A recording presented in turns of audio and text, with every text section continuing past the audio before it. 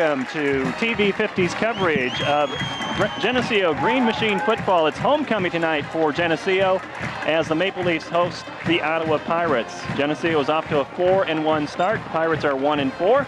Both teams tied for first place in the conference with a 1-0 record with Sterling. Bob, a lot of excitement here tonight. It's homecoming for Geneseo. Pretty good crowd on hand. A great night for high school football. Looking forward to this one getting underway in just about a minute or two. Homecoming atmosphere. It's just football weather. It's actually a little warm for football weather, but the atmosphere is phenomenal here. Lots of people, just crowds of people.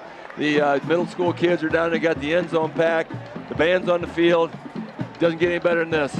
It doesn't. Geneseo will kick off to start this game. They did win the toss. They did defer, and we had Vic Tracy out there as the honorary coin tosser tonight. So Vic's been a big part of this football program, and nice honor for him tonight to walk out at the G in the middle of the field there and flip the coin. Longtime supporter. You can see him on the streets of Geneseo, and he wants to talk football, and good for him. It's a great honor and well deserved.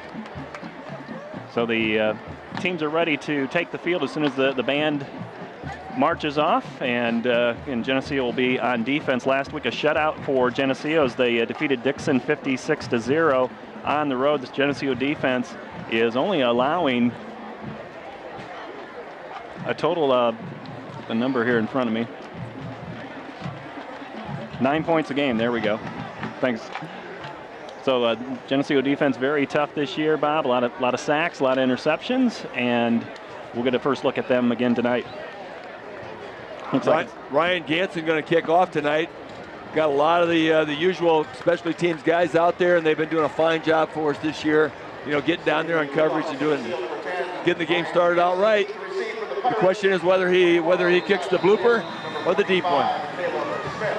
He has the whistle, and Ganson's ready to approach this and get this game underway. Homecoming in Geneseo. High kick coming down inside the 25. It's caught by the return man and brought up past the 30 and brought down around the 36-yard line. Zach Denny on the tackle hit him high, and it's a good thing because he had a little bit of daylight if he break a tackle or two. Decent field position starting out again.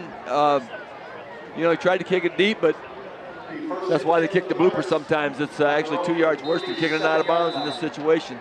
About a 16-yard return there for Ottawa. Last week at Sycamore, they lost 34-0. They had 62 yards on the ground, 64 through the air, and they're averaging about 15 points per game this season. First look at the Pirates. They're in shotgun formation. They'll toss it back. They'll throw a halfback pass here. Nobody open downfield. Now he heaves it long, double coverage, and Matt Rowley goes up and intercepts it inside the 25-yard line. That was a jump ball, just threw it up in the air, well covered. He had two guys on the coverage. Rowley came down with the football. There was no chance the Ottawa receiver was going to come down with that reception. Leafs get a turnover on the very first play, and here they come. Matt Rowley, a 3-year starter, has his second interception of the season. And here comes that offense. Last week put up 56 points, 42 in the first half. Still averaging 37 points per game despite having that shutout 2 weeks ago at Sycamore. So they line it up here first and 10 at the 23. Drew Himmelman and Jordan Melke get the start here tonight. Or Van Doren on the other side instead of Melke, and they hand it off to the fullback coming up the middle off left tackle, running behind Rob Smith and Mike Murray on that side. Big boys up front. You got Jeremy May in the middle again. He's back. He had a couple weeks off with a little injury, but Kyle Patterson, Rob Smith in the middle, and Murray and Verbeck, the big tackles. Been blowing some holes this year, especially last week. They had some nice holes last week, looking for more of the same. Joe Thomas checks in at right end. They have a two-tight formation, and Singbush will line up on the wing to the right. 2nd and 7 for Geneseo. And it's up the middle to Mislow, and Mislow out over the 30-yard line, close to that first down marker. Very close. It's going to be, depending on the spot, they're going to give him a favorable spot. It's going to be a first down.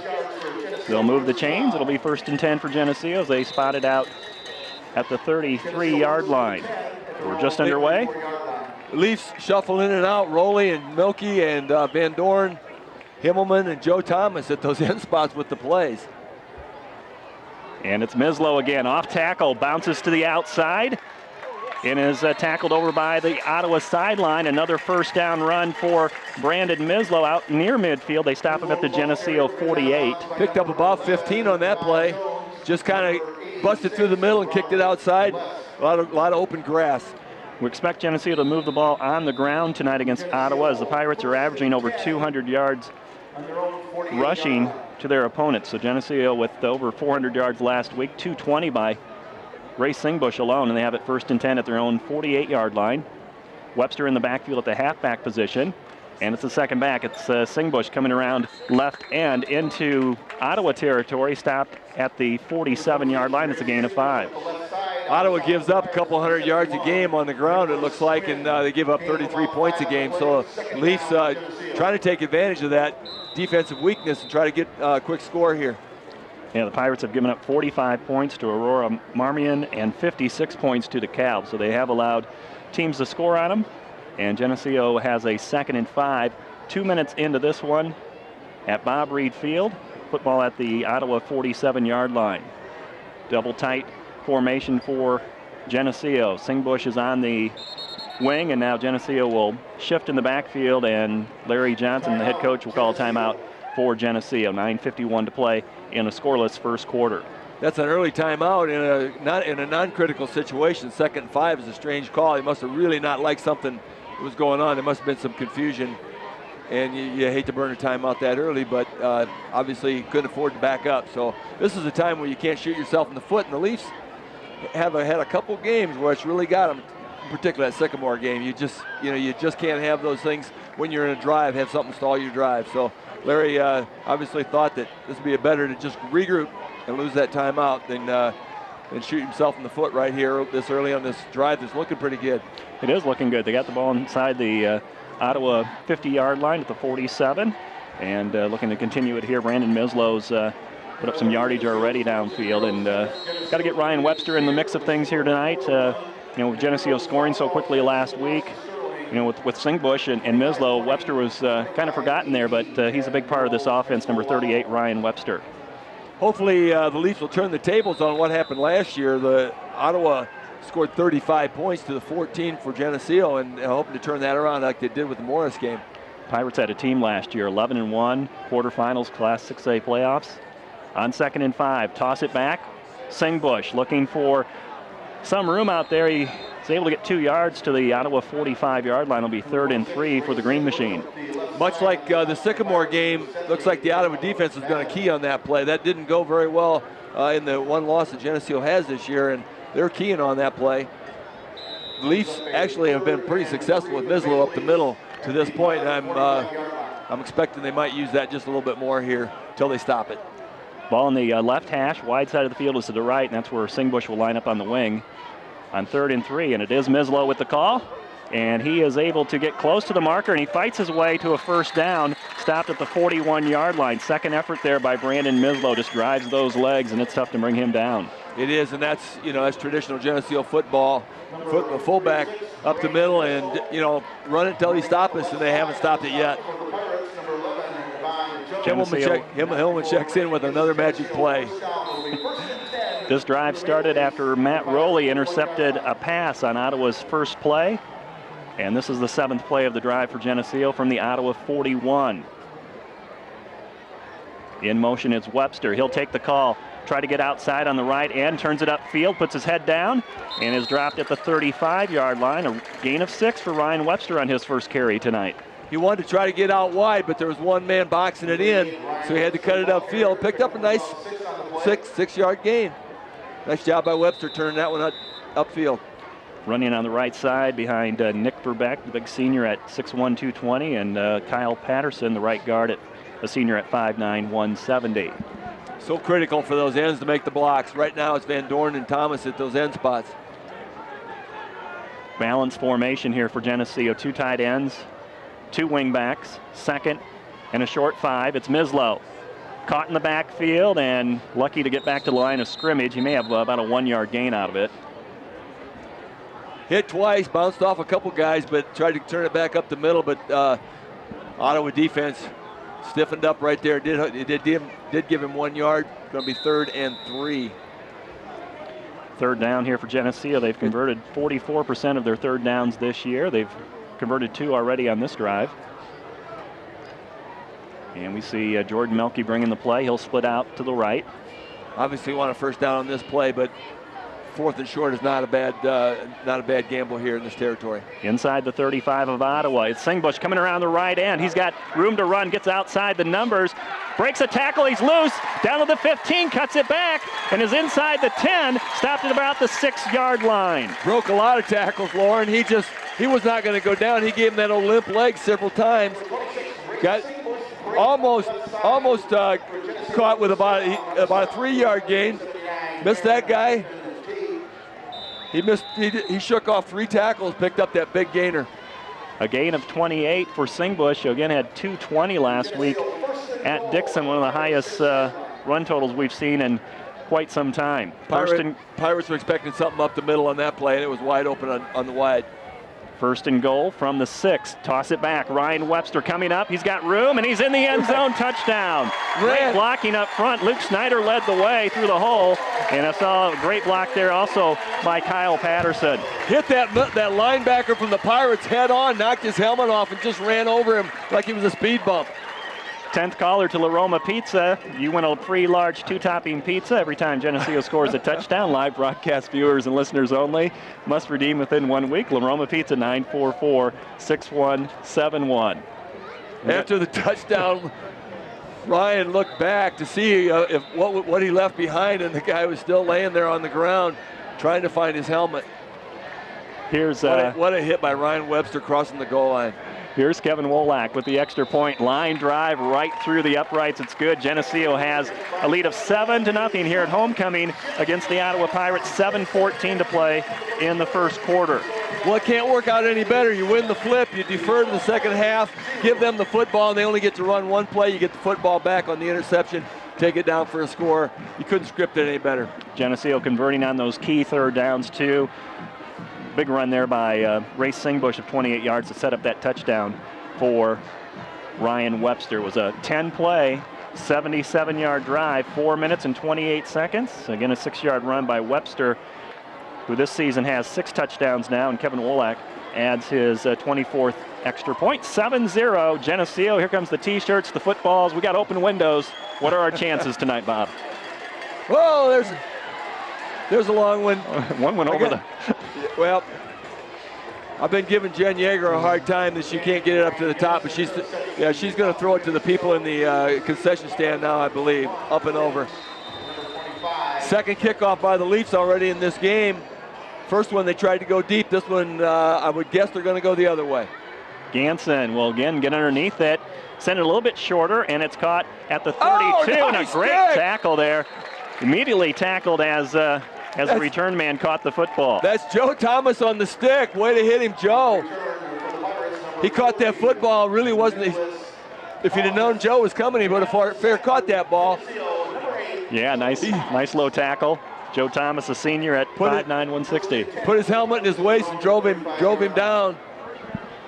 Hello, Mr. Pirate. Ottawa threw an interception last series. They tried a halfback pass, a little gadget play, and it backfired. On 1st and 10 from the 35-yard line, they go off tackle to the right. And coming down from his linebacker position, making the stop, that was Mislow, or it might have been Lane Akery. It was Mislow on there on the outside, and Mike Murray also on the pursuit. Picked up about 3 on that play. Leafs definitely won the battle of the trenches on the offensive side. Now they're going to find out how they do defensively. 2 backs in the backfield next to the quarterback who's in the shotgun. Yeah. And no running room there. That's Lane Akery coming in and making the stop. He had some also help on that play. Yep. Mike Murray again at the feet, at the ankles right there. Nick Verbeck on the other side. Boy, they just piled that one up. He was going nowhere. No huddle offense for the Pirates, who are facing a 3rd and 5 from their own 40-yard line. Leafs can get a 4 and out right here, or 3 and out. They could really make an impression on the Pirates real quick in this ball game. 3-down lineman. Webster showing blitz, and he'll try to get into the backfield. They toss it to the got him running back, nice and he cannot get outside. And there's another great tackle there by Brandon Mislow. Mislow and Verbeck on that tackle over there. Thought he was going to try to punish the defense. Kyle Patterson also on that tackle. So it'll be fourth down. Fourth down and 4, and that'll force Ottawa to punt from their own 41. Matt Rowley will stand at his own 35 and now drop back about to the 30. Outstanding defensive possession on that first Ottawa, actually the second Ottawa drive. Their first attempt to actually put the ball on the ground. Snap is back. The punter gets it off, and it's going to come to the sideline and go out of bounds. It comes right down and hits the out of bounds line at the 37-yard line. No return on the play, and we'll see the Geneseo offense for a second time. Green Machine up 7-0 in this first quarter with 5:17 to play. Great offensive field position once again, very similar to the first drive. Leafs just ground that last one out, didn't put the ball in the air, just ground it out, won the battle of the trenches, and just moved her down the field. Well, it's good to see Geneseo go on a 10-play scoring drive. They scored so quickly this year. You just want to have them work on that 10 to 12-play drive, no mistakes, and that's what they did here last time.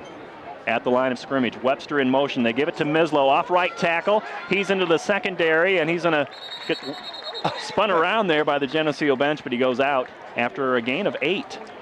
Touched the sideline. He didn't think he did. He was going to go back to the middle of the field and try to extend it down. It's a little short of the first down. Well, if Brandon doesn't get hit, it's not a play for him. He's got to make some contact. No, he was actually really disappointed that he was still on his feet at the end of that play.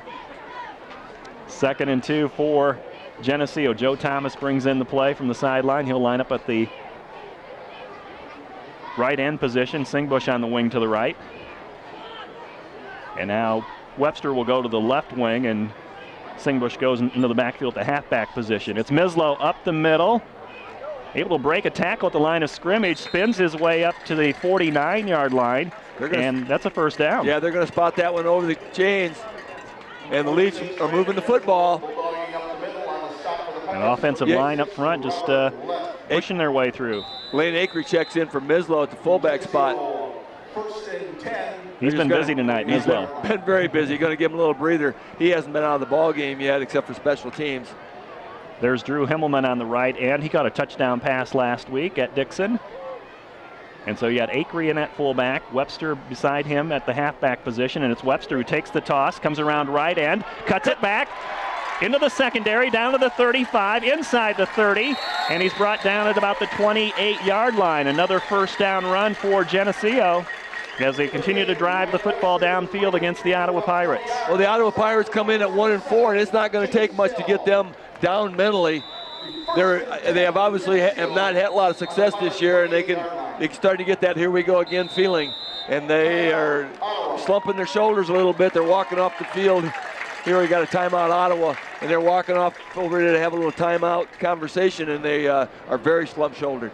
Well, we talked about getting Ryan Webster involved in this offense. That was a 23-yard run for the senior halfback, and puts Geneseo in great position here at the 28. As you mentioned, Bob, a timeout on the field. Webster has had a couple of nice runs, but nothing better than that touchdown run where he just ran over that linebacker. I love that collision.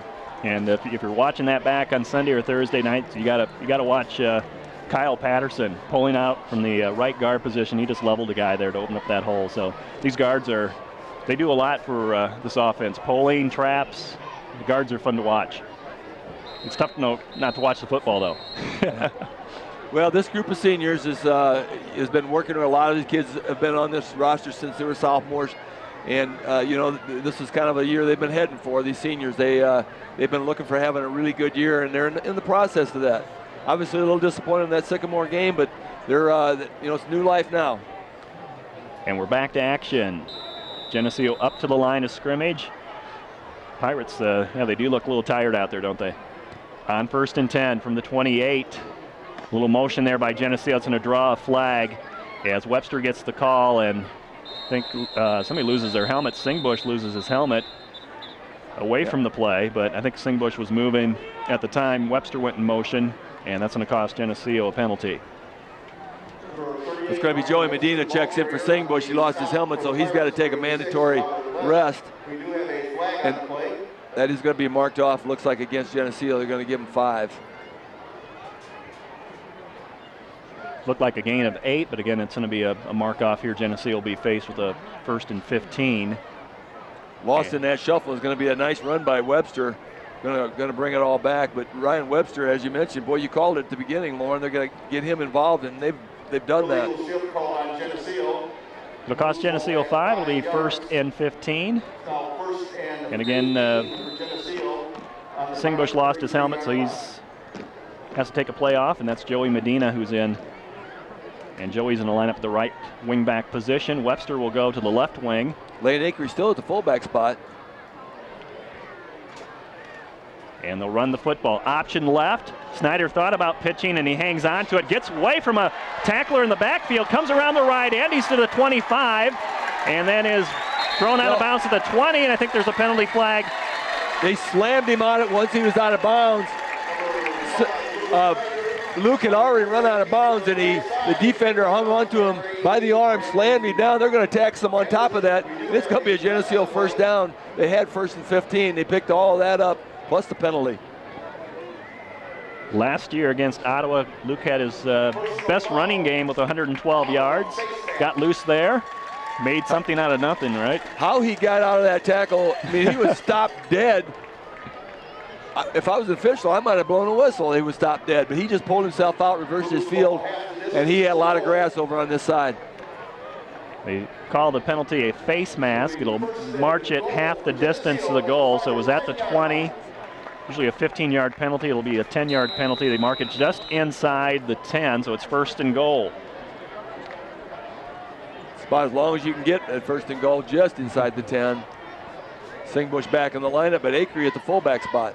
Van Doren on the left end, Joe Thomas on the right. Balanced formation for Geneseo.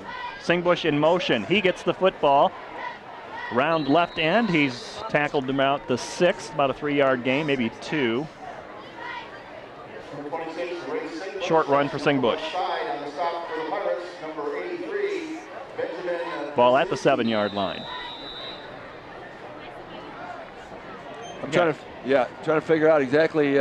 Looks like there's a little confusion going on down there, but we got Nathan Frankie checked in, probably at one of those guard spots. I'm gonna have to see where he's playing. He took over at center while Jeremy May was out, but I think he's playing the right guard spot now. Geneseo's going to call a second timeout. Late getting the play in. They had some personnel changes at that last play, and so they'll take another timeout and just make sure they get things right here as they are threatening again in this first quarter. Their second drive of the night. They are Green Machine up 7-0, and they're facing with the 1st and goal to go from the 7. And it is Nathan Frankie checked in at that right guard spot. They're getting Kyle Patterson out of there. I assume they're doing the same thing with Mislow. They've been playing both ways and just give a little rest on one side of the ball for a while. As long as things are going good, got some good replacements in there. The depth is good on this team. The depth is does a very nice job. We saw that last week. You know, we had 2 touchdowns from the second string guys that came in and scored 2 good drives last week. And a shutout on the defensive side of the ball with basically your 2 and 3 deep playing the entire most of the second half, fourth quarter for sure. I want to congratulate Nathan Frankie. He's the homecoming king. You got to get him in the football game. You got to get him in there. 2nd and goal. Luke Snyder under center. Takes the snap, tosses back to Webster. He's looking for a lane. Oh, inside the 5, spins his way into the end zone. It's a touchdown for Geneseo. Great effort there by Ryan Webster to get into the end zone. Webster ran around the right end. He says, should I look for a hole or should I just run over this guy? He just ran over him. Good choice. 10th caller to La Roma Pizza wins a free large 2-topping pizza. Live broadcast viewers and listeners only must redeem within 1 week. La Roma Pizza 944-6171. Matt Rowley to kneel down and take this snap from Josh Beard. Kevin Wolak, high kick over the upright, and it's good. 14-0 Geneseo in this first quarter, 3:21 to play on homecoming night. Certainly we've had some big plays offensively in this game, and then the big play defensively on the interception by Rowley, but mostly it's just been a sustained drive. And like you said earlier, Lauren, it's really good to see that they can just sustain those 4 or 5 yards at a crack, pick up first downs all the way down the field and just drive it in. 6-play drive, 63 yards, 1 minute and 56 seconds. A 7-yard run by Ryan Webster. Kevin Wolak adds the extra point.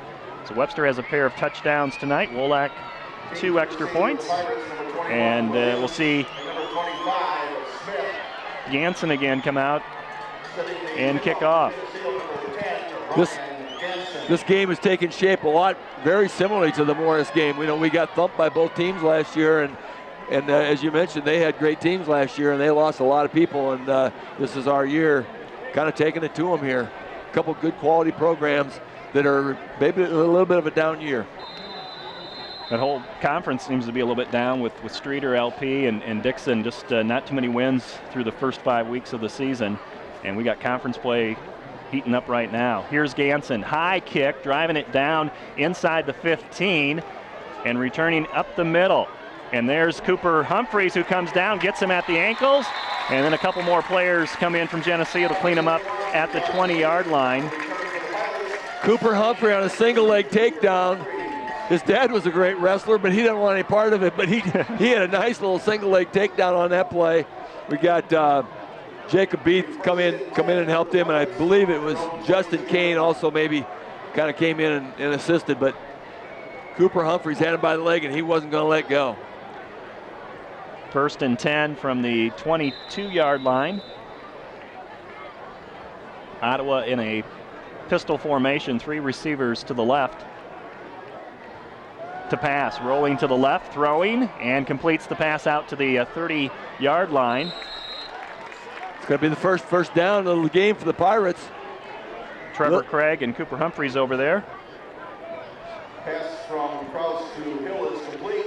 On the stop. Last week in that Ottawa loss, they had about an equal amount of receiving yardage, passing yardage, and rushing yardage. So it looks like when the run doesn't work, they try to put it up.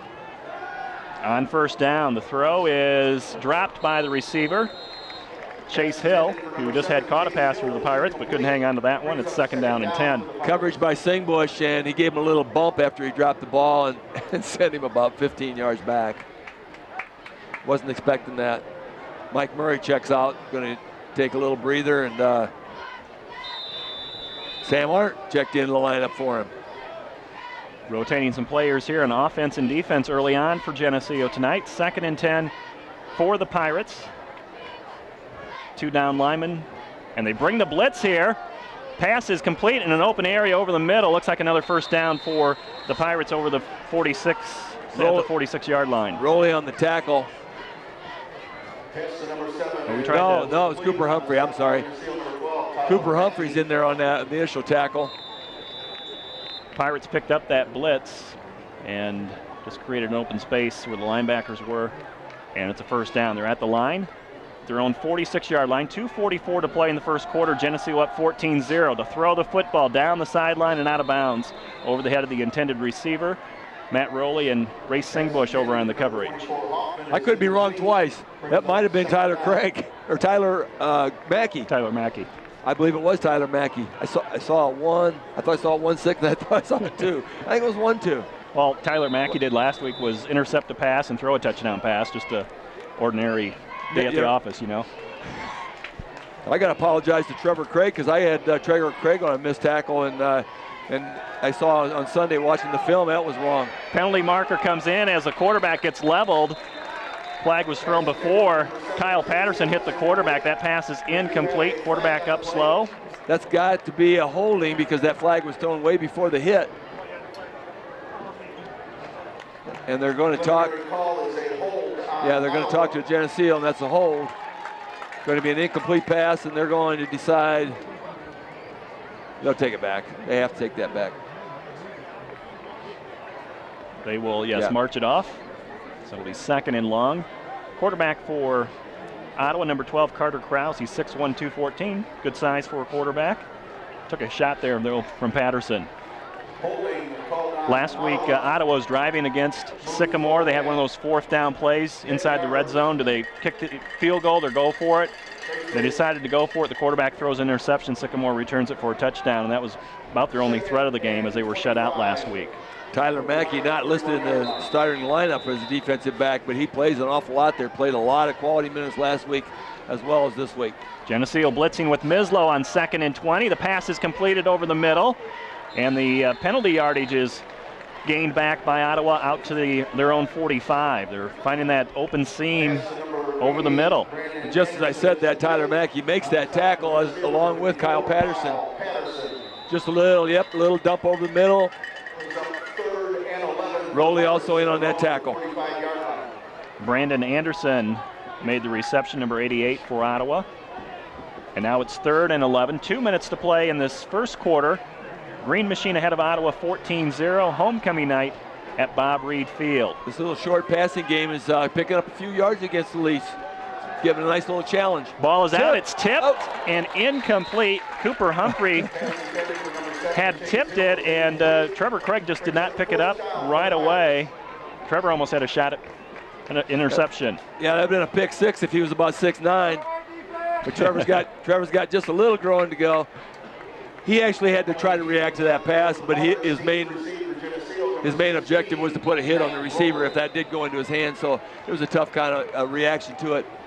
But it's 4th and long for the Ottawa Pirates, so they're going to kick it.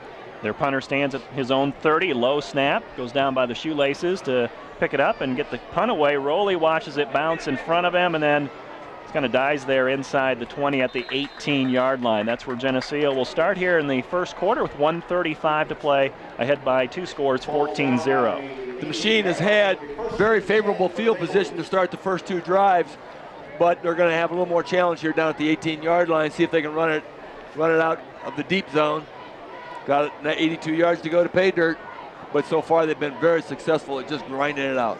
I don't know who our ball boy is tonight, but this guy's dressed appropriately. Do you see? He's got the referee uniform on. He's even got the hat. Doing a great job.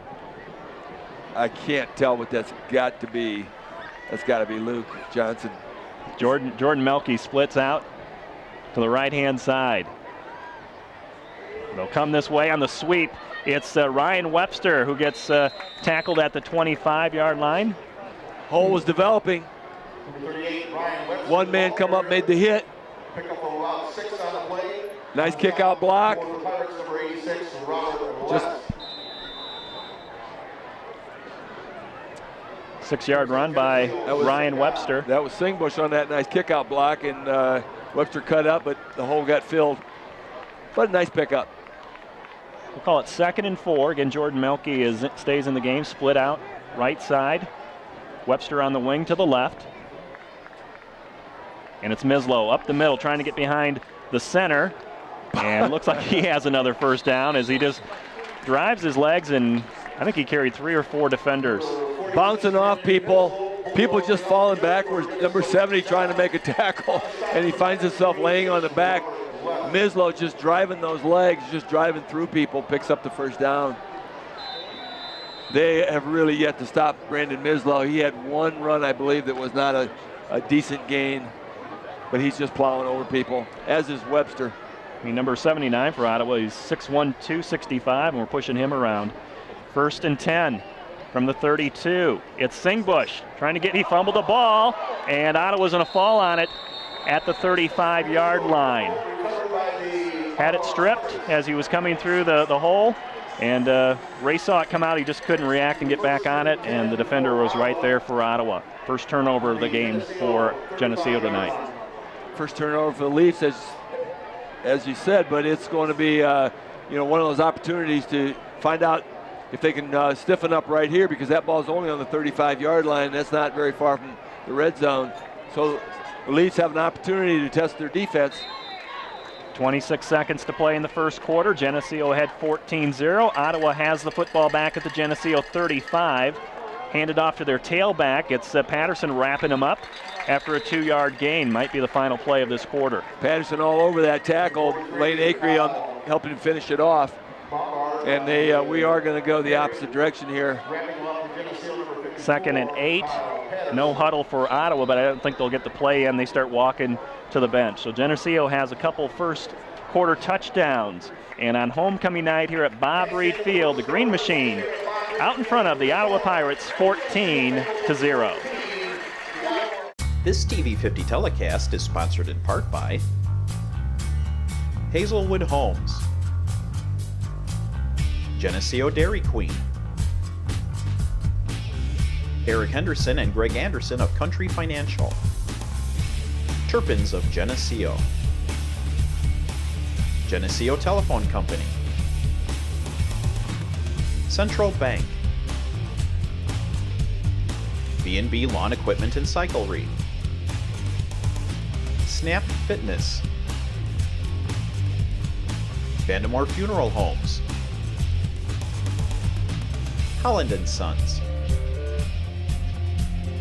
Northside Rexall Drug, Hammond Henry Hospital, ProTech Auto Body, Farmers National Bank. Please patronize these sponsors and let them know you appreciate their support of this TV 50 telecast. We start the second quarter from Bob Reed Field. Geneseo on defense as Ottawa has a 2nd and 8 from the Geneseo 34-yard line. I'm Lauren Lemke along with Bob Pettit, and it's a pleasure to have you with us for our homecoming game this week. The direction doesn't seem to have a great bearing on it. The flags on the goalpost seem to be going kind of in every direction. The flag, the American flag over the scoreboard is going nowhere, so must not have a great bearing. Leafs had a great first quarter with the exception of that fumble, and they now they have an opportunity for the defense to pick up that offense, turn this thing back, and see if they can get that football back. 3 down linemen for Geneseo, Verbeck, Murray, and Acree. Showing blitz is Mislow, and they run it up the middle and past Mislow. Inside the 30, stopped at the 28-yard line. It'll be a 3rd and about 4 for the Pirates. Nick Verbeck and Kyle Patterson again on that tackle. They're down in the 4-down territory, so 3rd down and about 3. They got a couple downs to get that first down. Big boys in the trenches now, expected to see that ball on the ground. One receiver split out wide left. 2 running backs in the backfield. Handoff to their tailback. First down run, tripped up by Matt Rowley at the 21, and the back falls forward, stopped at about the 19-yard line. 1st and 10 for the Pirates as they continue this drive. Rowley on a diving tackle just took his ankles out from under him. Had he not make that tackle, that's going to be tough to pick that running back up. He might go to pay dirt. Down inside the 20 now, it's red zone time. Mackey checks out of the ball game. Verbeck and Murray flip sides, and you got Sam Arndt, who's at a stand-up end on the left-hand side to throw the football. Kraus goes to the end zone and over the head of his intended receiver, Trevor Craig, on the coverage over there. Rowley also over there, and nothing. That ball had no place to go. Couple little bumps going on there, very insignificant. Good thing the official kept his laundry in his sack. That incomplete pass makes it 2nd and 10. Ball just inside the 20-yard line. 11:06 to play in the second quarter. Geneseo had 14-0.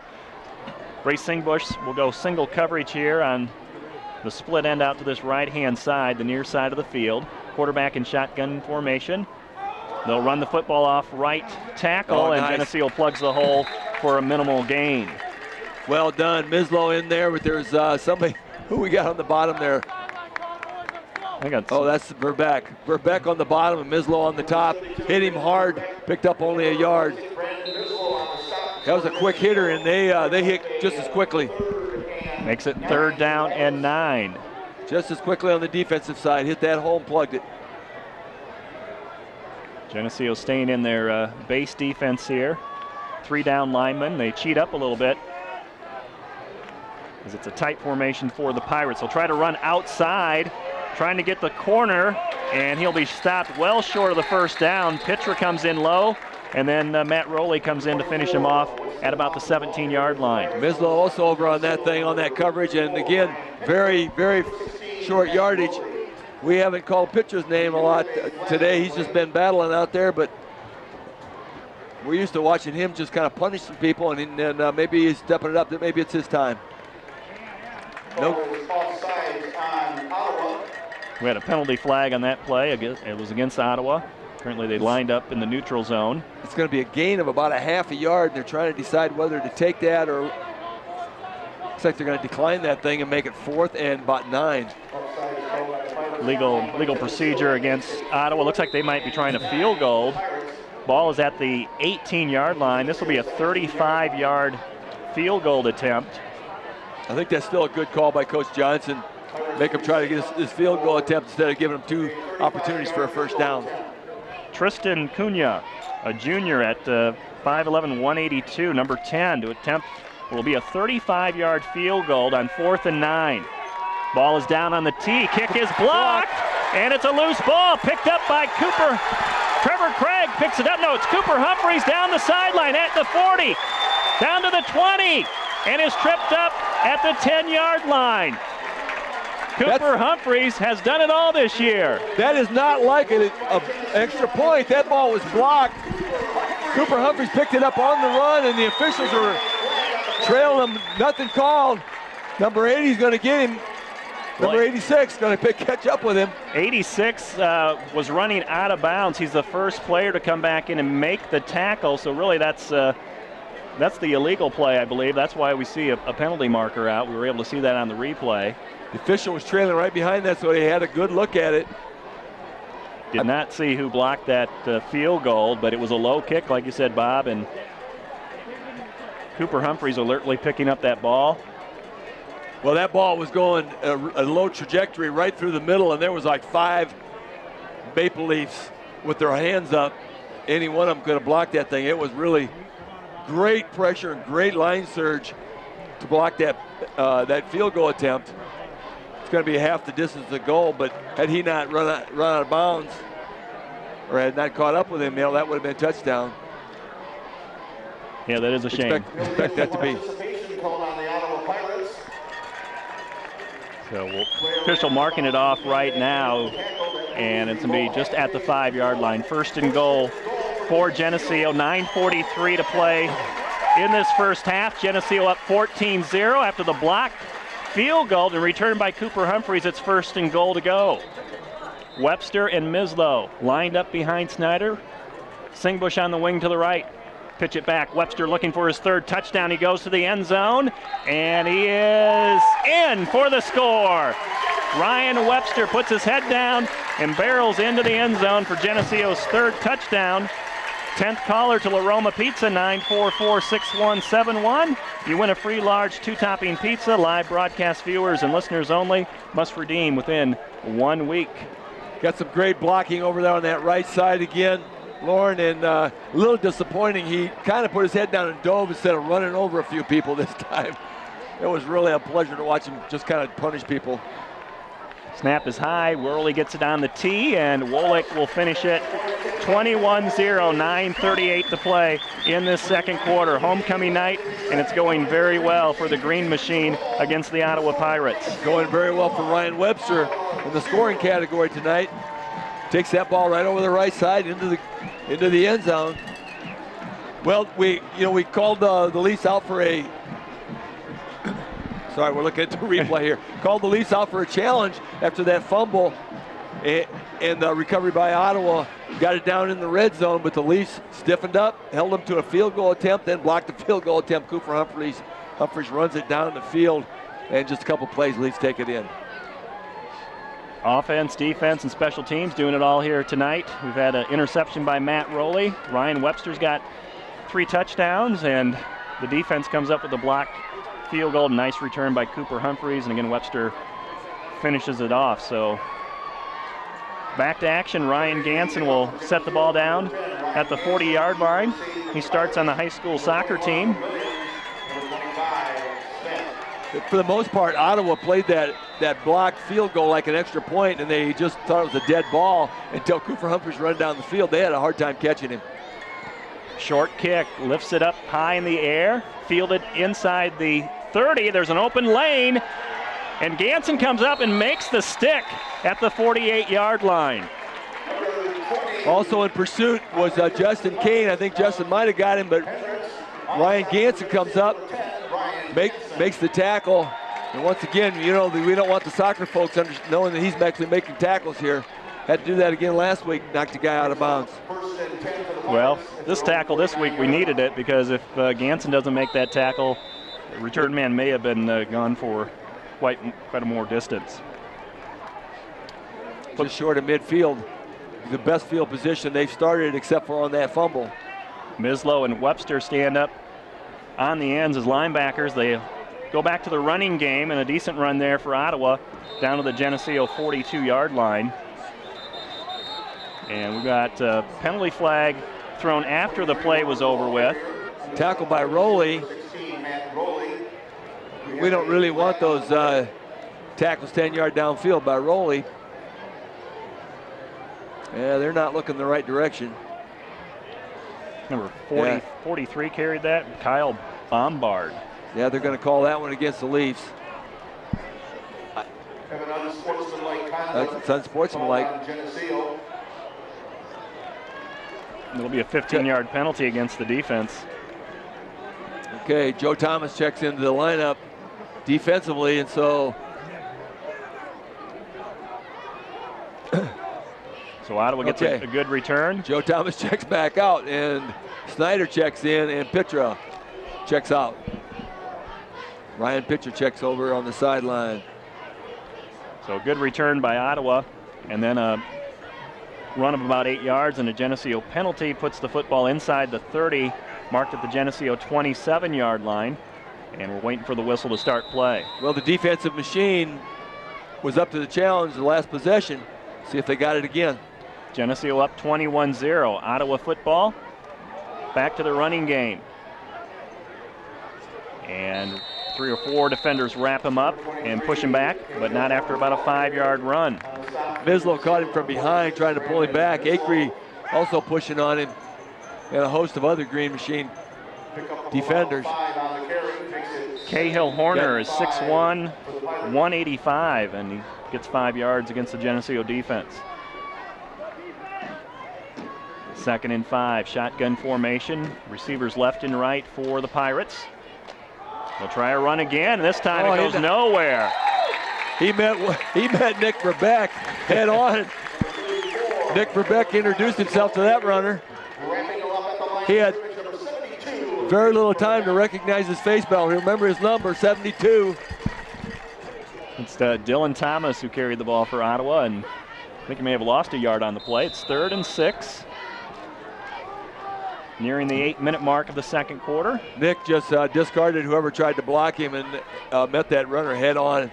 He was going nowhere. We'll try to run it on 3rd and 6. Running back cuts it back to the right, and Snyder comes up and gets a shoulder on him. I think he prevents a first down. Webster and Singbush help out on the tackle. Snyder wasn't able to wrap him, but he got the shoulder in him and kept driving. And you're right, Webster comes up. Singbush tried to put the hit on him. I think they might have hit each other worse. Well, 4th and a yard. Looks like a short yard over there, according to the marker. So Geneseo pinching down. Quarterback sneak. He goes down on his knee. I don't think he has it. This is going to be a tough mark because that actually should be a loss. He went down on one knee without going forward. Oh, they're going to give him a really good spot and give him a first down. Quarterback trying to go under center, but his knee comes down first, and Officials timeout on the field for a measurement. To me, that looks like it was a loss. Well, his knee dropped. Depending on where the ball was when his knee hit the ground, but his knee dropped, a good yard behind the line of scrimmage. It'd be hard to have that ball reaching forward. I think they gave him a very favorable spot here, though, Lauren. So we'll see what happens when they. He did not have any line surge, no forward surge at all. But they're going to give him a first down, aren't they? Well, no, they're not. Obscured, and they are short. They're short about 6 inches. So Ottawa turns it over on downs at the Geneseo 18-yard line, 17-yard line. With 7:24 to play in this first half, Geneseo ahead 21-0. So twice the Leafs have held in the red zone. defensively, they just stiffened up at the right time. 21 zip. About midway through the second quarter. Block field goal by Geneseo, and then they stop Ottawa on a 4th and less than a yard. I think Singbush splits wide right here on this play. That's Jordan Melke maybe. He'll toss it back to Webster. He'll come around right end, outside the numbers and out of bounds along the Ottawa sideline. Out past the 25 to about the 26-yard line. On the right side, pulled out of bounds by number 88, Brandon Anderson. Now they're going to spot it back at the 25, so got about 3 yards to go yet. Gain of about 7 on the play. But you'll take 7 on first down anytime.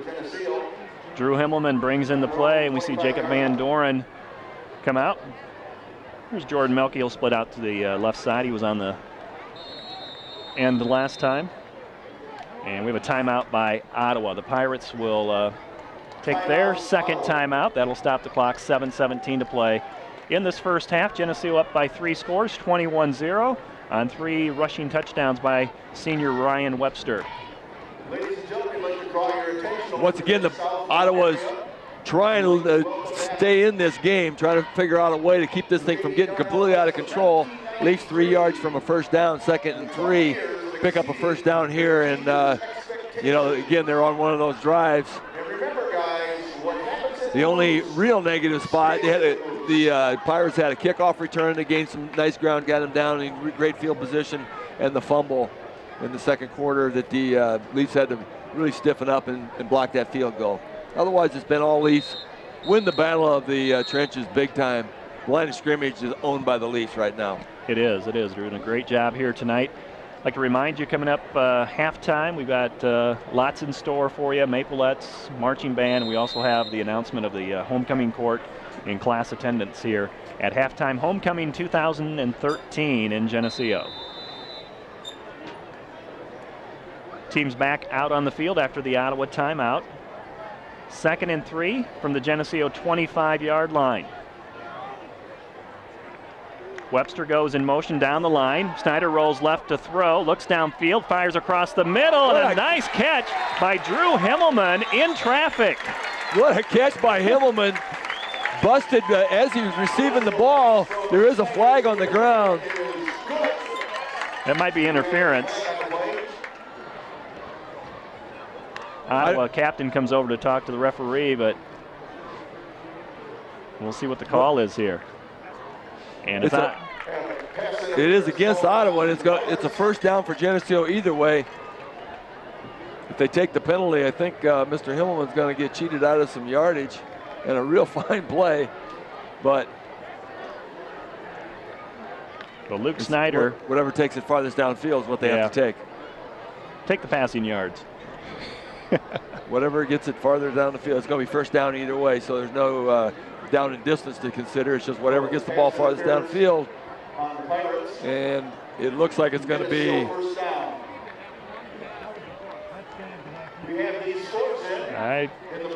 Looks like they're marked. It is. They picked up about an extra 3 on the interference call.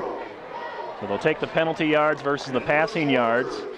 Last week, Luke Snyder was 3 of 5. That puts him over 100 career pass completions and over 200 pass attempts. He's 101 out of 202. That's 50% in his career passing. Snyder in the pocket to throw. Flushed out of the pocket. Slips past 2 defenders, and he's wrapped up at the 45-yard line. A 5-yard run by Snyder. If the official's going to get in the way, he might as well throw a block out there. He really could have run some interception for Snyder and got him a few more yards on that play. As it is, he picked up about 5. Under 7 minutes to play in this first half. Geneseo had 21-0. They'll have the football 2nd and 5 at their own 45-yard line. Jacob Van Doren, the lone sophomore on this roster, lines up at tight end on the right side. Splitting out wide left is Himmelman. Snyder to throw, looks his way, fires the ball a little bit too low, and behind Himmelman it's incomplete, and it brings up a 3rd and 5. Had Drew Himmelman open, he just threw it behind him, and that was going to be a tough play. Even with the long arms, he couldn't reach back and get that one. 3rd and 5. Leafs have had great success just running the ball downfield and grinding it out, but obviously this is the time point where you got to work on your entire game, and got some tough opponents coming up where they may need this. Got to try a little variety here. Opportunity last week at Dixon to run the 2-minute offense, and they were successful with that at the end of the first half with a touchdown pass to Himmelman. 3rd and 5. We'll give it to the fullback. It's Mislow breaking down into the Ottawa territory. And inside the 45, close to the 40, they'll mark it at the 41. It's a first down run. So to go back to the old bread and butter 14-yard run for Brandon Mislow, and they'll move the chains. Jake Less from Ottawa gets another game-saving tackle. Not a game-saving tackle, but a touchdown-saving tackle, as he did on Cooper Humphreys earlier. He's the guy chasing people down from behind tonight. Probably want some help up front. Snyder to pass on 1st and 10, and the pass is dropped by Himmelman, who had to go down to his knees to make the catch at the 35, and it'll be 2nd and 10 after the incomplete. Well, Drew made a fantastic play on this drive, a fantastic catch on this drive. And then he had one thrown behind him, but that was on him. That one hit him in the hands, and he was kind of looking downfield before he caught the ball on that one. So Junior going to have some great things from that young man. They're using him more and more. Obviously, they're using him as a primary receiver on this drive. He'll come out of this, for this play, it's Jordan Melke who splits out to the left. Back to the running game. Toss it back to Ryan Webster, who's had a big night. He spins his way inside the 35, down to about the 33. It'll set up a 3rd and short for Geneseo as we hit the 6-minute mark of the second quarter. Geneseo up 21-0. Nice blocking over on the right side of that line again. Running the short side of the field. Just a pitch out to Webster. Quick kick out block, and Webster does the rest. Runs over a couple guys. Picks up nice yardage. This drive starting back inside the Geneseo 20-yard line after Geneseo stopped Ottawa on 4th and inches. And now Geneseo moving it down the field inside the Ottawa 35 on 3rd and a long 2. Snyder under center. Handoff Mislow. Left tackle. Room to run. And collides with about 4 defenders for Ottawa. He's tackled inside the 25. They stop him at about the 24. And Mislow's going to come out of the game. Mislow lost his hat again. Got his bonnet knocked off and got to have to come out for a play. But I thought Brandon was going to try to take that thing on the outside a little bit and have a little bit of a race. But he decided to turn it upfield, try to run over some people. Nice run, picked up first down easily. 24-yard line. So Lane Akery will check in at the fullback position. We've seen him before in the backfield tonight. Lined up next to Ryan Webster.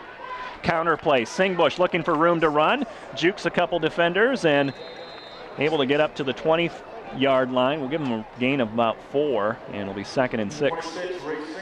He's waiting for somebody to bite on that juke step that he had there, but nobody bit on it. Decided to just go ahead and take it deep, take it outside, and see what they see if they could tackle, and brought him down right about the 20. Leafs again running that ball on the ground, just grinding it out.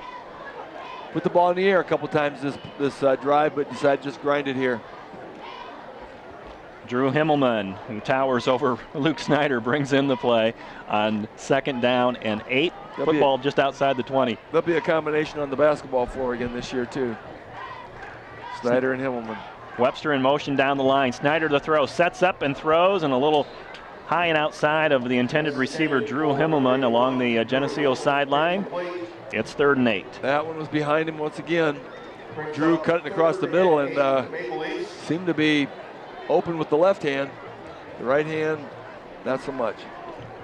Clock is stopped. 4:18 to play before halftime. Geneseo with 3 touchdowns in this first half. They lead the Ottawa Pirates 21-0. Sparse crowd on hand for Ottawa tonight. Good crowd here for homecoming for Geneseo. Ryan Pitra checks in at the running back spot. Joe Thomas at the end. Critical 3rd down play. Pitra gets it. It's Pitra sweeping to the right behind Nick Verbeck and tackled by 2 defenders by Ottawa, just shy of the 15-yard line. Is this a time for Kevin Wolak to come in and attempt a 33-yard field goal? We'll see what the call is here. It'll be 4th. It's 4th and 3, so it's one of those in-betweeners. And Geneseo's going to go for it. They're going to send in a play. Kevin's been practicing in the net over there, waiting for his moment. And it looks like they're going to say, well, Kevin, we're going to need you for the extra point. We're taking it in. Pitra stays in the game. Lane Akery in at fullback, and Singbush will line up at the wing. 4th and 3. It's Acree. And he has a first down run. It might be Mislow that ran that.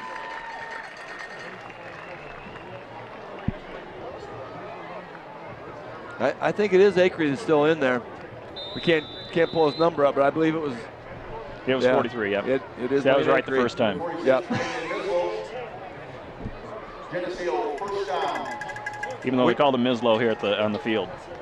1st and 10 for Geneseo at the 11-yard line. Pitra takes the toss to the right, and he's tackled in the backfield, able to get inside the 10. They'll just mark it just inside the 10-yard line. They'll second down and long coming up for Geneseo. 3 minutes to play before halftime. Geneseo plenty of time here to score before half. Joe Thomas comes out. Drew Himmelman comes in. I could tell by the way Himmelman was running in, it's a pass play to him again. He's excited. I can see it on his face. He sets up at the right end.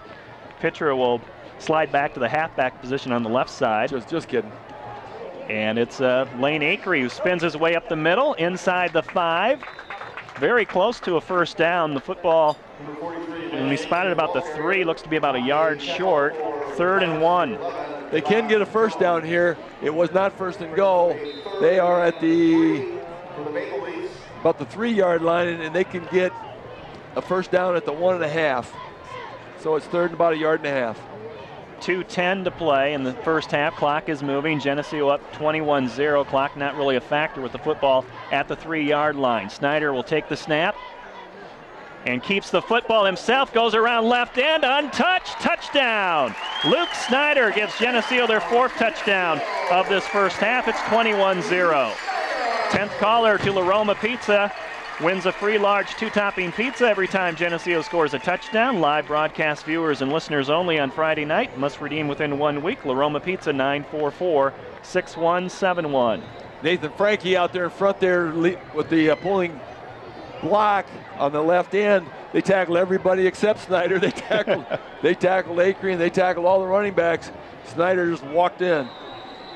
Wolak's extra point is good. He's perfect tonight, 4 for 4.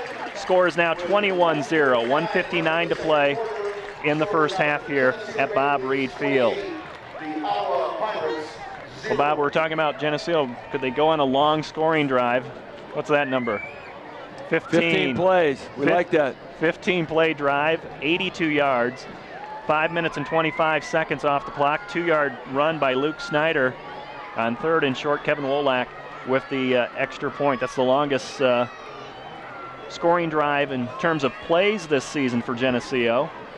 Well, even though the reason they had the number of plays up is they had a few incomplete passes, but they still took a lot of time off the clock, even though the clock stopped on a few of those. Just a nice sustained drive, ran the ball when they needed to.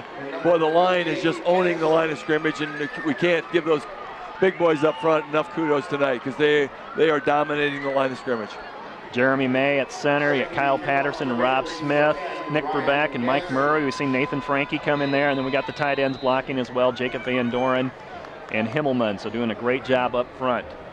Here's Ryan Ganson, number 10, ball on the tee, approaches it, and he'll kick this a little bit deeper, nice and high, and it bounces in front of the return man who slips and is down there because he had the football in his hands when his knee went down. Knee hit the ground. This is going to be about a 15-yard line, inside the 15-yard line. That's the best kickoff result that they at least have had tonight. They've tried a lot of different things, but that one worked. Well, let's see what Ottawa does here, down by 28-0. Geneseo's going to have the football to start the 3rd quarter. And does Ottawa try throwing the football downfield and scoring within 2 minutes? They will pitch it out, try to swing it around, and there's a tackle for a loss. Brandon Mislow, who came blitzing in from his linebacker position, wraps up the ball carrier deep. And Geneseo has 1 timeout left. We'll see if they choose to use it on this drive. Nick Verbeck also on the pursuit, forced him deep. Back there, Ryan Pitra had him back. They just gang tackled Acree coming in on that play. He was going nowhere from the start. 8-yard line. Ottawa in no hurry of getting this next play off. Play clock down to 10, 1:22 to play before halftime. 28-0 Geneseo. Shotgun formation, takes the snap, back to the ground game. Tailback up the middle, stopped to about the 15, back to the original line of scrimmage. It'll be 3rd and 10 for the Pirates. Acree on that tackle up the middle. They got it back, like you said, to the original line of scrimmage, so about 3rd and 10. Yeah, they're running that clock down. They don't want the Leafs to have the ball back. I'm surprised the Maple Leafs don't call a timeout. Sometimes they do at this point. Quarterback will walk up behind center. But they got the game well under control, so maybe it's a sportsmanship issue. Play clock down to 10 as they snap the football. 3rd and 10, and a wall. Runs into a wall. And who's on that wall? Lane Acree, of course, but the biggest part of that wall was Kyle Patterson, I believe. Yes, number 54, Patterson. Pitcher 34 was there. Pitcher was on the bottom. He had the low assignment, taking the knee to ankle zone. Getting tackled by the Leafs once again. And Geneseo with that one timeout, they will take it here and stop the clock with just under 33 seconds to play before halftime and try to get something set up here, maybe with Matt Rowley. That's why they didn't take the timeout on the last call. I thought they had 2 left. Obviously missed one. Used a couple of timeouts on offense. Took some good timeouts in the first half here. They didn't want to moving the football both times, did not want to get into a 3rd and long situation, so they. With the exception of one fumble, it's been a dream half. Defensively, they've withstood a couple challenges. Offensively, they've ran the ball at will. Worked on a few passing plays and had a little success there also. Just a great half for the Leafs. Good football tonight. Matt Rowley's in a stand right at the Geneseo G at midfield. He has a chance to return this. Pulls it into his arms at the 48. Comes around the near side, gets a couple blocks. Squeezes between 2 defenders, and he's going to be wrapped up at the 36-yard line.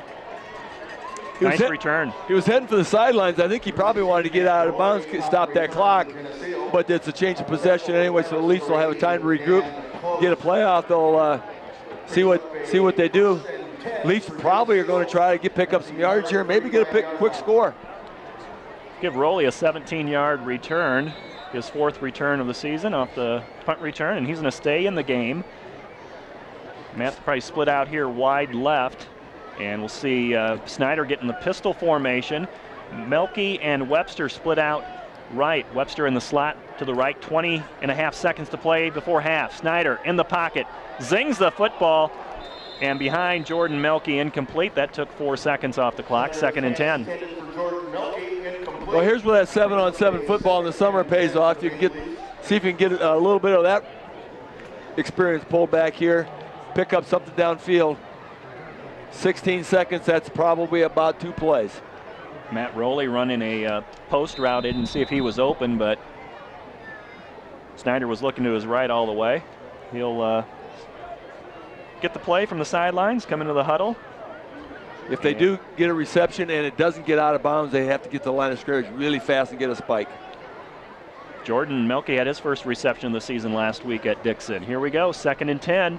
Snyder looks to the right, throws it, and it's complete to Singbush at the 35-yard line, at the 25-yard line, excuse me.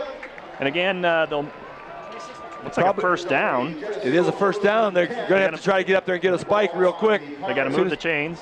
As soon as they wind that clock, Snyder will probably get a spike here and get one play set up. Spikes it with 5.7 seconds to play before halftime. Ball at the 25. Here he comes. Kevin Wolak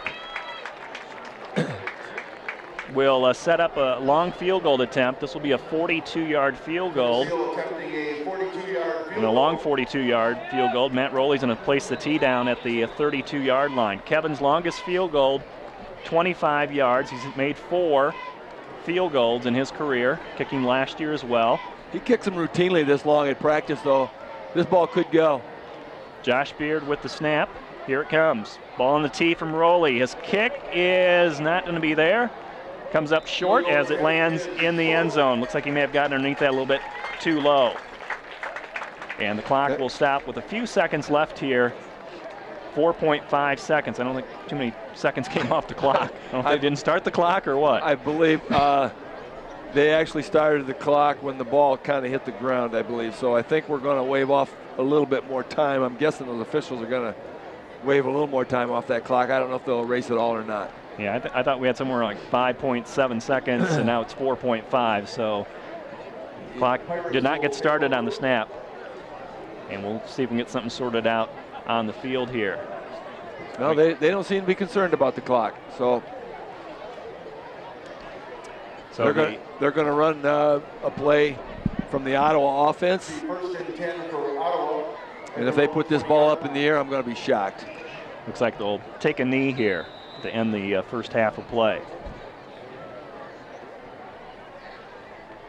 And that will conclude the first half of play at homecoming in Geneseo. Ryan Webster has 3 touchdowns. Luke Snyder has added a score on the ground as well.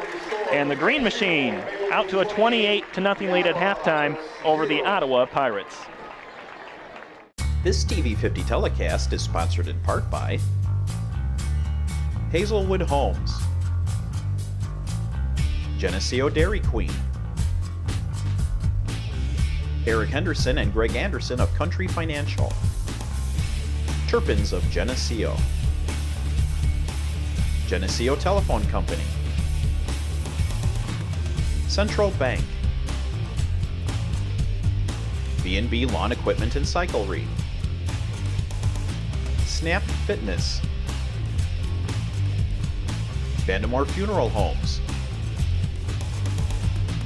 Holland & Sons, Northside Rexall Drug, Hammond Henry Hospital, ProTech Auto Body, Farmers National Bank. Please patronize these sponsors and let them know you appreciate their support of this TV50 telecast.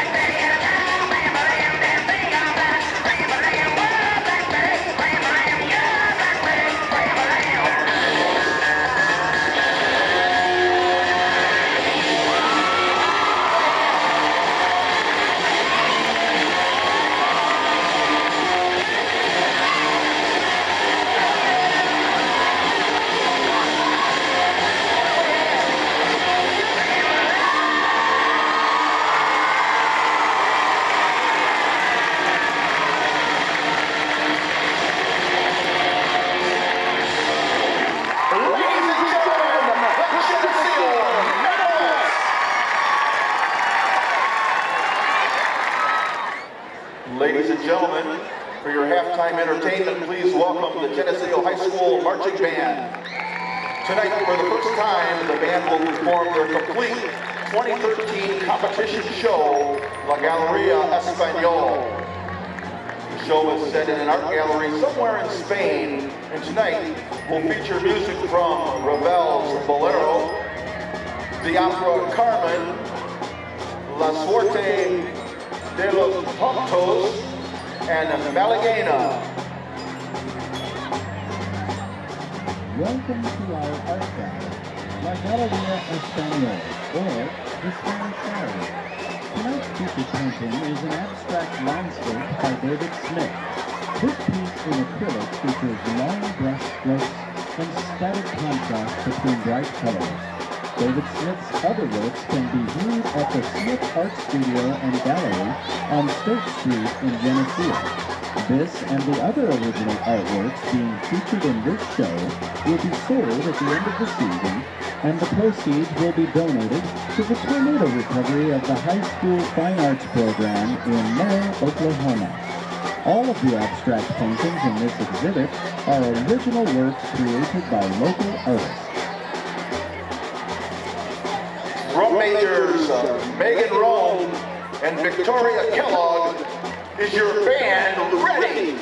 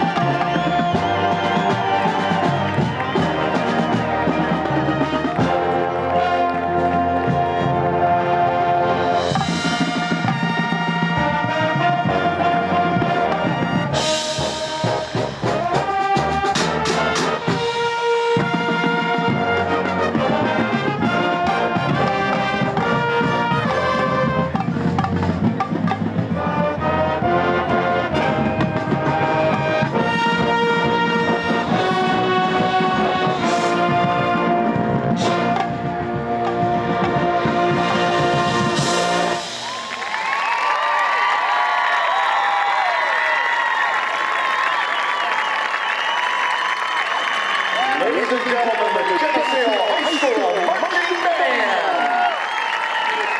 The 2013 homecoming court. First up, the freshman attendants, Andrew Roseman and Abigail Zobris. Andrew is the son of Carrie and Ruth Roseman of Geneseo. He's a member of the boys' soccer team, a choir officer, and also involved in Madrigal and SLAP, which is an acronym for Student Library Advisory Panel. In his spare time, Andrew enjoys playing the guitar, hanging out with friends, and reading. Abigail is the daughter of Steve Zobris and Jill Rosley of Geneseo. She's involved in basketball, soccer, tennis, choir, and key club. In her spare time, Abigail enjoys hanging out with friends and watching movies and just spending quality time with her family. Ladies and gentlemen, the freshman attendants, Andrew Roseman and Abigail Zobris. Next up, the sophomore attendants, Joel Corso and Lauren Endres. Joel is the son of Luke and Hope Corso of Geneseo. He's a member of the sophomore football team. In his spare time, Joel enjoys making YouTube videos, playing a video game Doom, and watching movies. Lauren is the daughter of Chris and Mary Endres of Geneseo. She's a sophomore cheerleader, a member of the soccer team, Mathletes, and FCA. In her spare time, Lauren likes hanging out with her friends and reading. Ladies and gentlemen, the sophomore attendants, Joel Corso and Lauren Endres.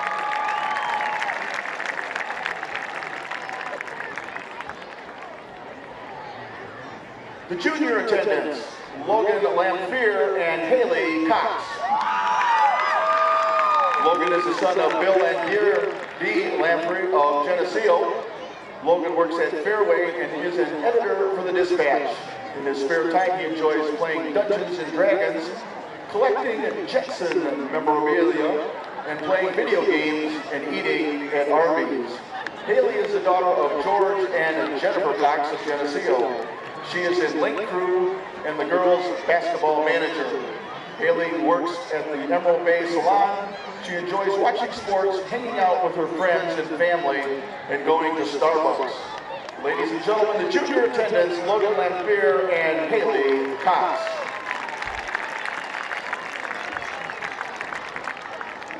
At this time, we'd like to introduce the senior attendants, Lord and Lady Adam Stenzel and Emily Livesay.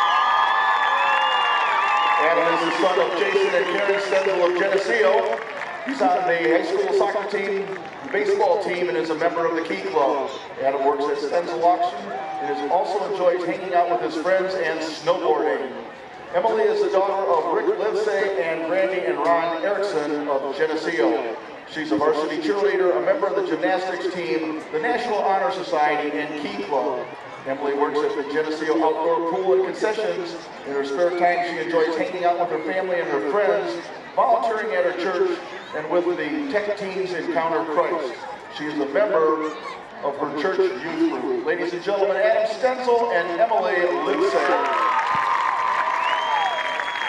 Next, the Duke and Duchess, Ray Singbush and Isabel Schilling.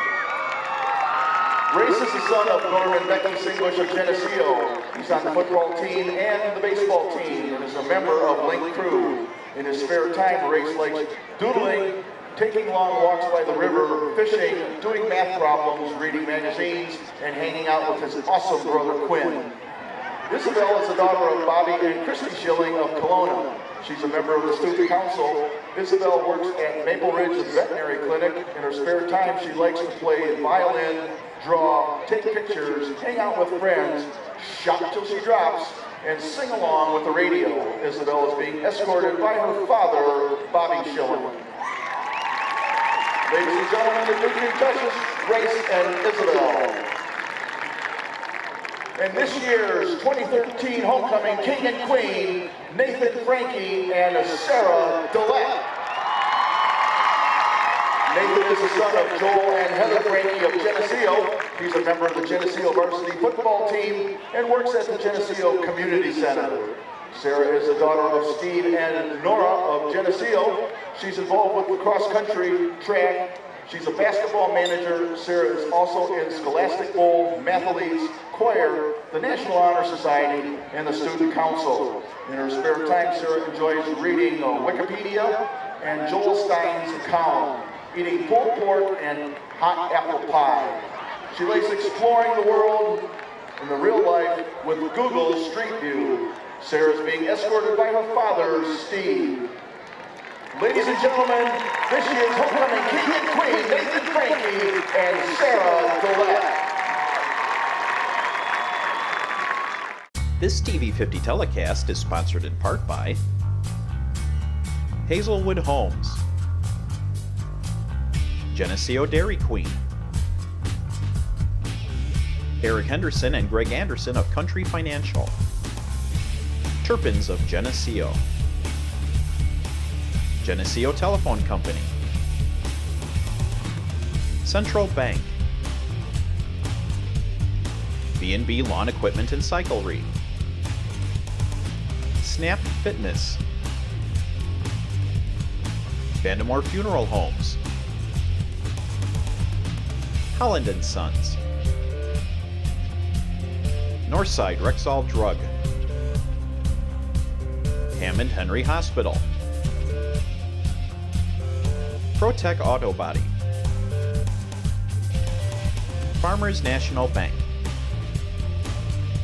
Please patronize these sponsors and let them know you appreciate their support of this TV50 telecast. And welcome back. We hope you enjoyed the halftime festivities here at Homecoming in Geneseo. We get ready here for the second half between Geneseo and the Ottawa Pirates. The Maple Leafs ahead 28-0, waiting for the Pirates to get back on the field after the halftime entertainment has finished up here. We'll give you some first half statistics. Geneseo with 18 first downs in that first half of play. Ottawa had 4. 223 yards on the ground for Geneseo. They're averaging 277 a game, so well above their average in the first half of play. Passing just 10 yards, 1 out of 6 is Luke Snyder.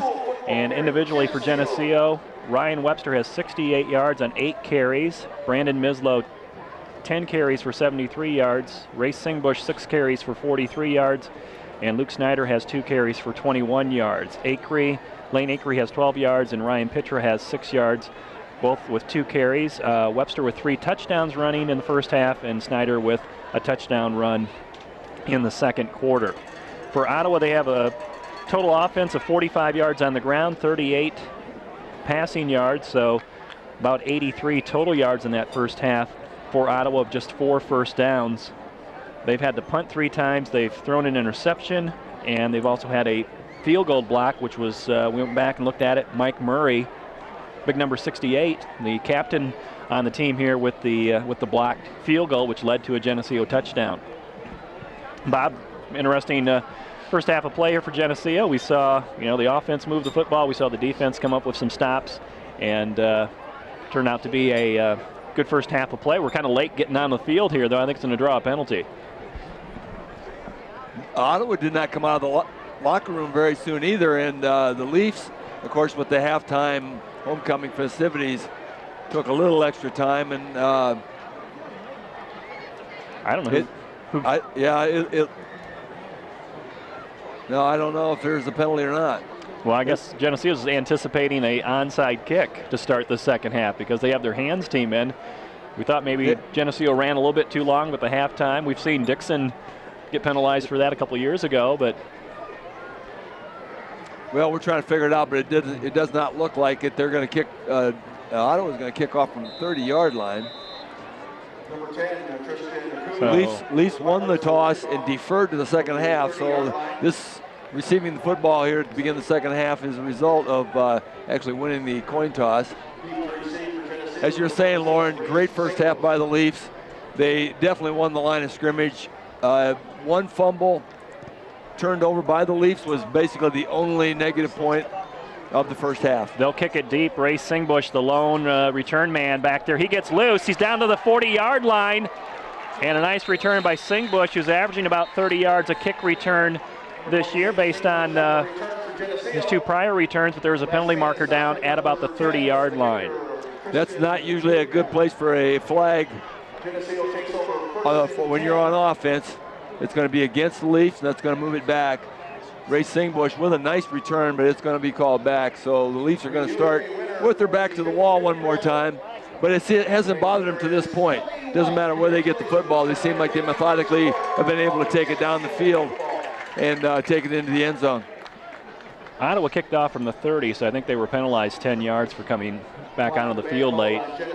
Not a penalty on Geneseo, but there is a penalty now on the Maple Leafs on the kick return. That'll back them up to about the 22-yard line. The only time the Leafs did not score in the first half was when they turned the ball over on a fumble, and then they missed a field goal of about 42 or 3 yards. It was a field goal attempt. So, and with the clock running down on the second half. At the line of scrimmage to start this third quarter, it's Mislow bouncing out outside the numbers and driven out of bounds along the Ottawa sideline. I think he has a first down run. They're going to spot it at the 31-yard line, right by the marker, and it is a 10-yard run. He spotted about a foot past the chains, and Mislow's going to get a first down on first down. Looked like one of the things that you notice about some of these teams on the weaker defensive teams, they make one-man tackles a lot, and he was one man away from breaking that thing again from the fullback spot. Not a lot of gang tackling by this team. It's surely a different team than we saw last year. Yes, a much different ball game. Ryan Webster coming around right end, turns it back inside, and he meets about 3 tacklers from Ottawa, and a late flag comes in from the back judge, or from the referee, after the play was over with. And the Geneseo players clapping their hands, so this is probably a penalty on Ottawa. That did not come from a holding spot. That's going to be a roughness penalty, personal foul on the Pirates. That's going to give Maple Leafs another first down, so 2 plays, 2 first downs. That's a good start. They're going to have that ball back out there even farther than Race brought down the kickoff before the Leafs were penalized. 18 first downs for Geneseo in that first half. Usually that's 18 per game. 233 yards on the ground. A great offensive showing. Obviously, a great job by the running backs. But again, kind of indicates how much the offensive line is dominating the game. And that 0 up on the board against Ottawa, it basically tells the whole story how much they're dominating the defense. Football's going to be marked inside the 50-yard line at the 49. Singbush in motion. And it's up to Mislow, the fullback, who breaks away from the line of scrimmage and tried to circle back around, and he gets dropped for a loss back into the 48-yard line of Geneseo with a loss of 4. Didn't know where that play was going. All of a sudden you saw Mislow back up and tried to change direction and lost 4. He was up to the line of scrimmage and pushed back. Got free and looked like he was going to try to get out. Lost a couple yards, maybe about 3. But if he would not have got that shoestring tackle, he'd have picked up a bunch because he was off to the races. Geneseo has one long run tonight from Race Singbush, but they're averaging about 7-8 yards per carry in that first half. They're getting 6-7 yards per run tonight. Second and long here. It's Singbush trying to get around left end. Gets a couple key blocks. Cuts it back inside. And very close to that first down marker inside the 40-yard line of Ottawa. See where they spot that. It's going to be very close to that first down. He's going to be about a foot short. It was second and 13. Third and very short now, less than a yard. About 18 inches with the official's holding his hands up. It's always about this far apart. So we'll call it a good yard here for Geneseo. Jordan Melke splits out to the right. And a whistle, and Geneseo's going to call a timeout here and stop the clock. 9:53 to play in the third quarter on homecoming night. Geneseo has a 28-0 lead over the Ottawa Pirates. Very similar to what the Leafs had to do in the first quarter on their opening drive. Just didn't feel they had the right play or just didn't like what they saw out there. And it's a critical third down, and you really don't want to give that ball up here. So it's better to just go ahead and give up the timeout, make sure you got everything straight, pick up this first down, and continue to march down the field. Geneseo offensive line, Jeremy May, number 60. He's the center, senior at 5'11", 175. The guards, Kyle Patterson, a senior at 5'9", 170. He's on the right side. Rob Smith's the left guard, a senior at 5'10", 180. And the bookend tackles, Mike Murray, number 68, and Nick Verbeck, both seniors at 6'1". Verbeck's 220, Murray's 205. And doing the job tonight. Allowing Geneseo to get over 200 yards in that first half on the ground. Once again at that guard slot out there, Nathan Frankie checks in. Like you said, he's the homecoming king, got to get his time out there. But it also gives Kyle Patterson a little rest because he plays a lot of defense. He never comes out on defense. Third and short. It's Mislow with a penalty flag thrown in, and Mislow has the first down, but Geneseo's going to be penalized here. We had another back going in motion. Movement in the backfield, and that's going to cost Geneseo 5. So that's going to cause a 3rd and 6 now, and that's a tougher play. It's going to be out about the 45-yard line. So, this is not 4-down territory. The Leafs in danger of getting the first punt of the game if they don't pick up this 3rd down call. And they'll spot it at the 44-yard line of Ottawa. Just had a back moving, just starting to move forward while we had the wing back in motion that drew the flag.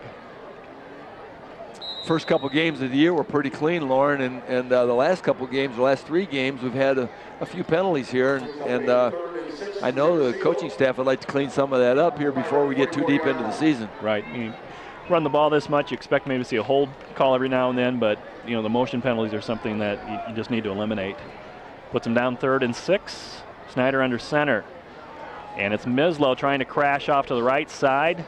Spins his way up to the 40, but Geneseo will be about 2 yards short of the first down. We may see our first punt tonight for Geneseo. Decision here for Coach Larry Johnson. He's trying to decide, but he's going to punt. Here comes the punt team, and Kevin Wolak, number 9, will punt the football. He had a punt last week, taking over for Greg Rusk, who's out with an injury right now. And Kevin had a 43-yard punt and almost put it inside the 5, and maybe he can do it right here. This would be a great time to do that right here. Find that coffin corner. Leafs don't, it's probably a wise decision here. You never know, but you don't want to give them that ball at the 40-yard line. So you got a 28-0 lead. Might as well try to pin them back. And Geneseo is going to be called for a delay of game. The play clock ran down. Yeah, Coach Johnson thought for quite a while about trying to pick up that first down. And I'm really kind of surprised he didn't just try a double go or something if he's going to get a delay anyway, but they didn't have an opportunity to do that. 2 deep safeties back for Ottawa at the 10-yard line. 8:36 to play in the third. Geneseo punting the football away. Wolak, it's a high kick coming to this near sideline. Fair catch made, and it goes off the helmet of Jordan Shanowski and takes a Ottawa bounce back to the 30-yard line, and the penalty flag now is thrown back at the 15. Late call on that fair catch. It was a very late call, but he did not give him the room to catch that ball. Didn't give him the opportunity. And that ball, it bounced backward, cost the Leafs some yardage either way. It's probably not going to be a major situation because the way that ball bounced back, if they take it where it landed or take it penalty from where he hit him in the helmet, is going to be about the same. I don't think I've ever really seen that before. Hit him right in the head. He's going to have to get a concussion check. Officials talking it over. They probably haven't seen this before either. They're probably getting out the rule book. Trainer Anderson's gonna have to give him a concussion check, see if he got one from that football, hit him in the head. Fair catch made right around the 15-yard line, and Shanowski coming in to make a tackle. Ball hit him in the helmet and bounced back. It is a penalty on Geneseo for interference. And again, the football took a 10-yard bounce in favor of Ottawa. Officials will do a mark off here from the 30-yard line. They're going to mark it off from the point where the ball landed instead of where the reception would have been made. That can't be right. I would think it'd be from where the spot happened, where he made the fair infraction catch. was. They got 15 yards. They got that can't be right. They got an extra 10 yards there. But we're not getting an argument out of the coaching staff.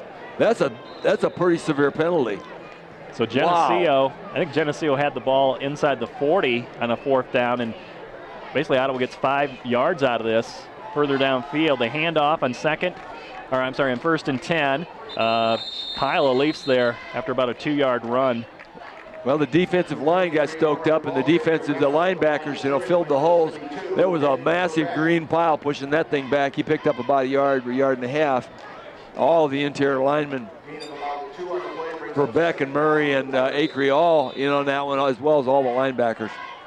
Ryan Pitra is out of the game right now. Bailey Weber, number 88, comes in at the linebacker position on this right-hand side. 2nd and 8. Motion by Pirates. They'll pitch it back to the motion back, and he gets hammered back at the original line of scrimmage. A loss of 2 as Geneseo read that play from the start. Nick Verbeck slides down the line to get over there to make a stop. Cooper Humphreys out there was turning that thing in, and somebody was being held there. It looked like Humphreys had his arm being held. Turned that play in, made him come inside. Verbeck made it down the line, and everybody else filled right in behind. It was Ryan Webster in on that tackle also. Nice defensive play by the Leafs.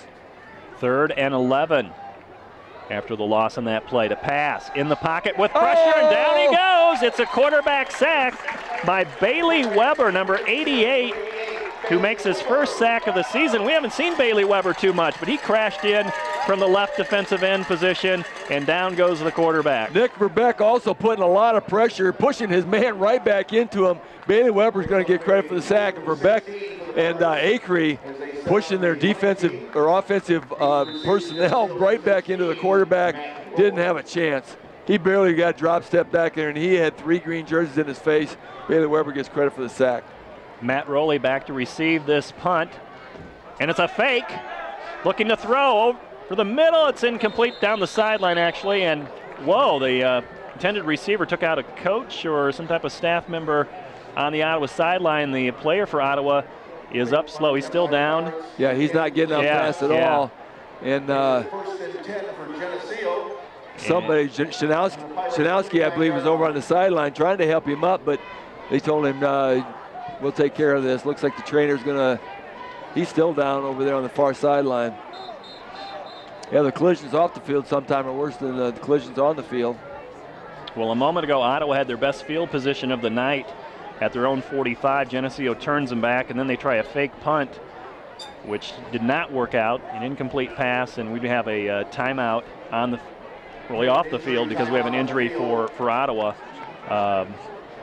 They had the receiver open. Had he hit him on the numbers, that would have been a converted fake punt. When you're down 28-0, you might as well go for something. See if you can make it work. But in this case, it backfires for Ottawa. Leafs get the ball in fantastic field position. 6:26 to play in the 3rd quarter. Geneseo up 28-0. They did all their scoring in the first half, 14 points in the first quarter, 14 more in the 2nd quarter. And waiting to get the football back here after they had to punt the ball away on their first drive of the 3rd quarter. Again, a penalty there on that first drive really took them from a 3rd and short to a 3rd and 6.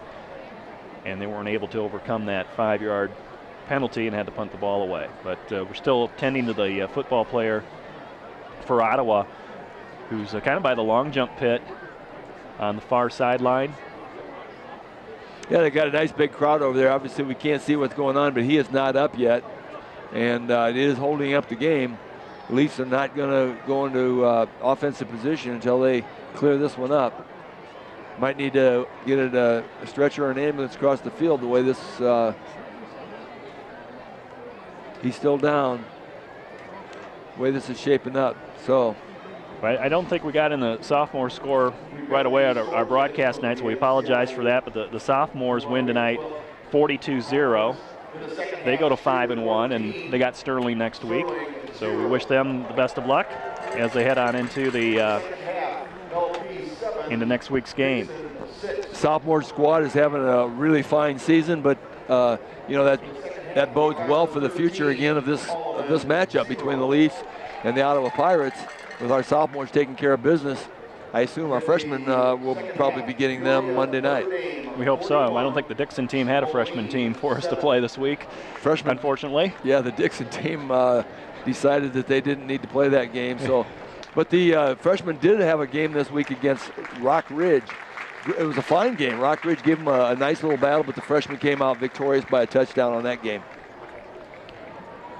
And we hear some applause. We believe the player is up and probably being attended to. And it'll be Geneseo football. They take over on a loss of downs, and they have excellent field position at the Ottawa 40-yard line. Up 28-0 in this third quarter, 6:26 to play. Luke Snyder goes under center. Takes a look at this Ottawa defense with 5 down linemen. They show blitz, and a flag comes out before the snap. And we'll see. They're going to maybe on Ottawa coming in the neutral zone. Yeah, that one, they look like they were jumping a little too soon, so it is going to be 5 against Ottawa. Right. It's going to be 1st and 5 now. I thought that ball was going to Brandon Mislow. They didn't hardly break out of the huddle. Everybody was coming up to the line of scrimmage, and he was down in his stance, and it looked like he was ready to take on the world. Well, Geneseo probably looking for a quick score here. Up by 28, a couple more touchdowns. We'll have a running clock. And we see Jordan Melke get the play in from Coach Larry Johnson. Got the play clock ticking down here to single digits. Leafs come up to the line, going to try to beat that clock. Down under 5 now. Got to get the snap off. And they do just in time. It's Singbush trying to come around the sweep, and he lost the football, and Ottawa falls on it at the 38-yard line. So it's a turnover for Geneseo, their second fumble tonight. That's the second fumble, and it's a second fumble by Singbush on the same play. He's had that thing stripped right about the same spot twice now, and yeah, that's a major recovery by the Ottawa Pirates again. Just after the Leafs held them on turned over on downs on trying to fake punt, Ottawa gets the ball back in decent field position. Looked like he had that in his right arm, and probably needs to shift, move it over to his left arm. We're able to reach back and cause the turnover. 1st and 10 Ottawa from their own 38. They give it to their tailback, comes across the 40 and gets about a 4-yard run. Patterson and Sam Arndt. Sam Arndt wraps him up and drags him down, and there's a nice little gain for Ottawa on that play. Tyler Mackey checks in. Sam Arndt checks out. Again, Bailey Weber's in for Ryan Pitra. I don't know if we'll see Pitra the rest of the night. 2nd and 7. Shotgun formation. Again, Ottawa's going to run the football. They get a first down into the secondary through a couple defenders, and Matt Rowley's going to wrap up the ball carrier at about the 38-yard line. Well, Ottawa really, the running back was surprised that he didn't have anybody to meet him at the line of scrimmage because it's been that all night, but he broke that line of scrimmage, and he got some nice yardage. He was wide open. He didn't know what that daylight looked like because he hasn't seen it all night. Biggest play tonight for Ottawa. It's a 21-yard run. 1st and 10. Geneseo shows blitz, and Brandon Mislow says, enough of this. Gets into the backfield and drops the running back for a loss. Mislow blitzing on that play. Got the running back just as he was getting the handoff, wrapped him up and threw him down for a loss. That was Dylan Thomas. Had 2 linebackers stunting. Patterson was stunting on the other side, so he was going nowhere anyway. 5 minutes to play in the third quarter. Ottawa with a 2nd and 12 from the Geneseo 40-yard line. Maple Leafs up by 4 scores. Pass over the middle. It's complete. Tyler Mackey makes a low tackle. And getting back and coming up is Patterson to make the tackle high. The top, but he picks up some nice yardage. It's going to be about 3rd and 4. And Ottawa has a nice drive going here. Got the ball in decent field position. Now they're in Maple Leaf territory down about 36. In the shotgun formation, 2 backs next to the quarterback. They try to run it on 3rd and 3, and it looks like a first down run for the Pirates. It's going to be very close. Yep, they're going to move. They're going to move him. It looked like he bounced across the chains on that play, but it's they would have gone for 4th down anyway. and he's going to get the first down for the Pirates. They're starting to march the ball. We're only a little over 7.5 minutes going into the third quarter, but the Leafs have not played as well as the first half. Quarterback to roll on 1st and 10. His pass is off the receiver's hands on the far sideline and goes out of bounds. It was deflected up in the air, but Geneseo did not have a chance to intercept it because it was out of play. The ball was thrown like a rock, really a hard bullet right at him. Hit him in the hands, but it was high and tipped out of bounds. Again, the Leafs on either side of the ball have not been as dominant as they were in the first half. Usually they make some adjustments in the halftime process and come out fired up, but not so much tonight. 3 receivers to left, back to the ground game. Going off left tackle and spinning his way close to the 20-yard line. Lane Akery gets back from his nose guard position, makes a tackle, and Sam Arndt gets up off the bottom of the pile too. Sam wrapped him up, but he wasn't able to pull him back, and he had to ride him for about 5 yards, maybe about 3 yards downfield, so did not get him wrestled down quick enough, and it's going to be third and fairly short, about 4. A couple of Brian Webster's also out of the game right now for Geneseo, so a couple of starting linebackers out on 3rd and 3. Up the middle, looking for the first down. They have it, and a little more. So this drive continues for Ottawa as they try to take advantage of a Geneseo fumble. Grant Pritchard, number 73, running in, a junior at 5'10", 230. He's going to try to stop this inside run game for Ottawa. Arndt checks out. Going to get the 3 down linemen back in the middle. Ottawa's just putting it to us. They're driving right up the middle, and as much as we were lauding the play of the line offensively and defensively, Ottawa's getting some fire going, pushing them back a little bit. Third time Ottawa's been in the red zone. Geneseo has stopped them 2 other times in the first half. Back to the running game.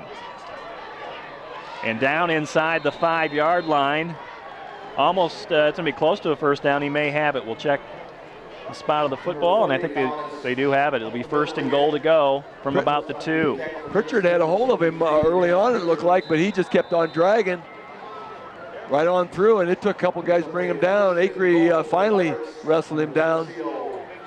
A couple guys out of the defensive backfield. Trevor Craig came up and helped. Number 40 is 5'6", 206, Nick Colonies, and he's been doing some damage here. He'll get the football again. Geneseo meets him in the backfield, and there's nowhere to go. Nick Verbeck hit him head on, and as well as about 3 other green jerseys. I think Matt Rowley came in from his safety position and blitzed, found the gap. Rowley blitzing. Helped out on the tackle. Verbeck got him down low. Everybody in on that play. Weber's also in on that play. 2:25 to play in the third. Geneseo up 28-0. Ottawa threatening here. 2nd and goal from the 3. Geneseo trying to preserve a shutout for the 2nd week in a row. Handed off, nowhere to go. Another loss on the play.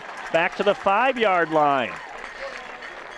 Everybody in on that play again. They're trying to stuff it through Geneseo, and that isn't going to work very well. Mike Murray, Kyle Patterson in on that play. Basically everybody up in the defensive line now. That was a really nice tackle by Patterson. Again, Matt Rowley coming up and helping out as well after Patterson had the running back down. This is a big play here. 3rd down and goal to go up from just inside the 5-yard line as the clock winds down to 1:40 to play in the 3rd quarter. Geneseo ball go up top here. No, they give it back to Colonies, and he is stopped after about a 2-yard gain. It'll be 4th and 2, and then a penalty flag comes in after the play. You got to hope that's against the white team. If that's a defensive penalty, then that's going to be a backbreaker because they're going to get a first down out of it, as opposed to stopping them on 4th down right here. 1 minute, 25 seconds as the clock has been stopped in this 3rd quarter. And it's a penalty against Ottawa, personal foul. They would have had the football 4th and goal from the 2, and now it's going to back them up 15 yards. Well, these officials don't like rough play. It's obvious, they're not into this boys will be boys stuff. They're calling personal fouls with regularity here. And obviously they don't have a right to any responsibility to tell us what it is, but they're calling quite a few tonight. Put the football down at the 17-yard line of Geneseo, a 15-yard unsportsmanlike conduct penalty. They're going to call that one after the play was dead, so it's going to be a loss of down also, so it's going to be 4th and very long. That's right, they don't get to play that third down play over again. And they'll wind the clock. We're down to 1:20 in the third quarter. They'll have 20 seconds to get this play in, and they're just taking their time. They might just have to burn a timeout here. If that had been a penalty during the play, they at least might have had a decision whether to let it be 4th and goal on probably about the 2 or 3 yard line or take the penalty. Probably would have taken the penalty anyway, but there was no decision since it was after the play was blown dead. Ottawa does use their timeout here. I don't know why they let 10, 15 seconds run off the clock before they finally called it, but it leaves 1:08 to play in the third quarter. And Geneseo, with a shutout last week at Dixon and 2 quarters tonight of shutout football, I think they've gone about 9 quarters, or rather 7 quarters, without allowing any scores. They shut out Sycamore that 4th quarter, so they got a streak going here defensively. Helped out by Mike Murray tonight with that blocked field goal. That was very, very nice play. We were so many green jerseys putting pressure on that play, though. We couldn't tell who it was until we watched the replay. Mike Murray got that big paw in there. Great defensive stand. The Ottawa Pirates were really driving down the field. And honestly, they kind of had a lot of momentum. They were actually controlling the line of scrimmage, which they hadn't done all night. Taking that ball down, once they got down about the 5-yard line, Leafs stiffened up and just got their backs to the wall, and they just built a wall that they could not move. Yeah. Now they've, with the penalty, have moved it back out to the 17-yard line, 4th and goal. Yeah, a minute ago it was 1st and goal from the 2 for Ottawa. Now backed up 15 yards further. They're up to the line of scrimmage. They split one receiver out wide to the left, and a penalty flag is thrown by the back judge before the snap of the football. Another penalty flag on the field. Yeah, I think we got 12 guys on the field. Yeah, we have 12 on the field. That's going to cost 5 yards, so Ottawa will get 5 yards of it back. It'll be still 4th down at the 12 of Geneseo. Penalties on Geneseo, 12 men on the field.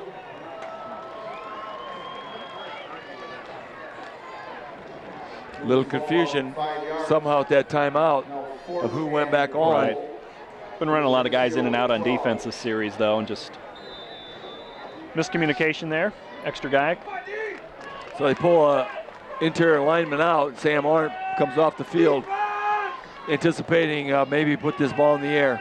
Geneseo crowd encouraging the defense. The pass lofts it up to the far corner, and it is incomplete. Receiver got a hand on it. Ray Singbush there with the coverage, and the receiver down for Ottawa.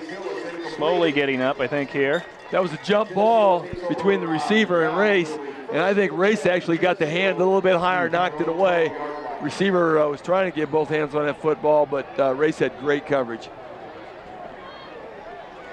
Well, Race probably feels a lot better, able to knock that one down after coughing it up here. Again, we got to hang on to the football. I'm sure he's a little irritated about the fumble situation, so he's gonna. That is a good way to kind of answer that.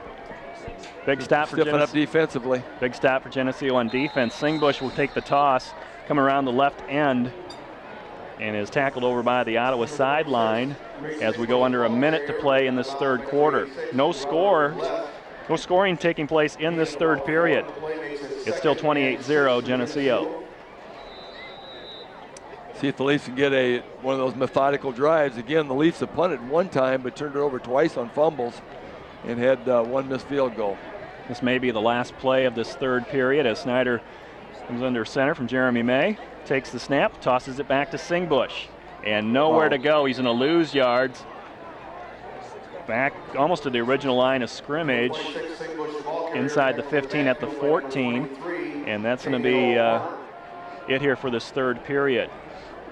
Geneseo will be facing a 3rd and 5. Got to hand it to Ottawa, though. They were looking like whipped puppies in that first half, and they went into halftime, made some adjustments, came out and played a good third quarter. We got 1 period to go here from Geneseo on homecoming night. At the end of 3, it's Geneseo 28, Ottawa 0. This TV 50 telecast is sponsored in part by Hazelwood Homes, Geneseo Dairy Queen, Eric Henderson and Greg Anderson of Country Financial, Turpins of Geneseo, Geneseo Telephone Company,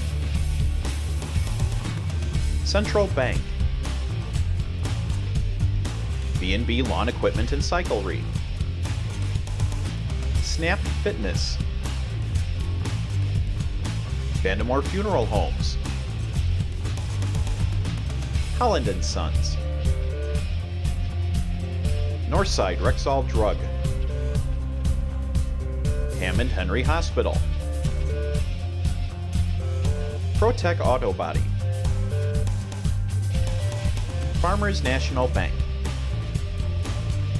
Please patronize these sponsors and let them know you appreciate their support of this TV 50 telecast. With Bob Pettit, this is Lauren Lemke. We start the 4th quarter from Bob Reed Field in Geneseo. The Maple Leafs leading the Ottawa Pirates 28-0 on homecoming night.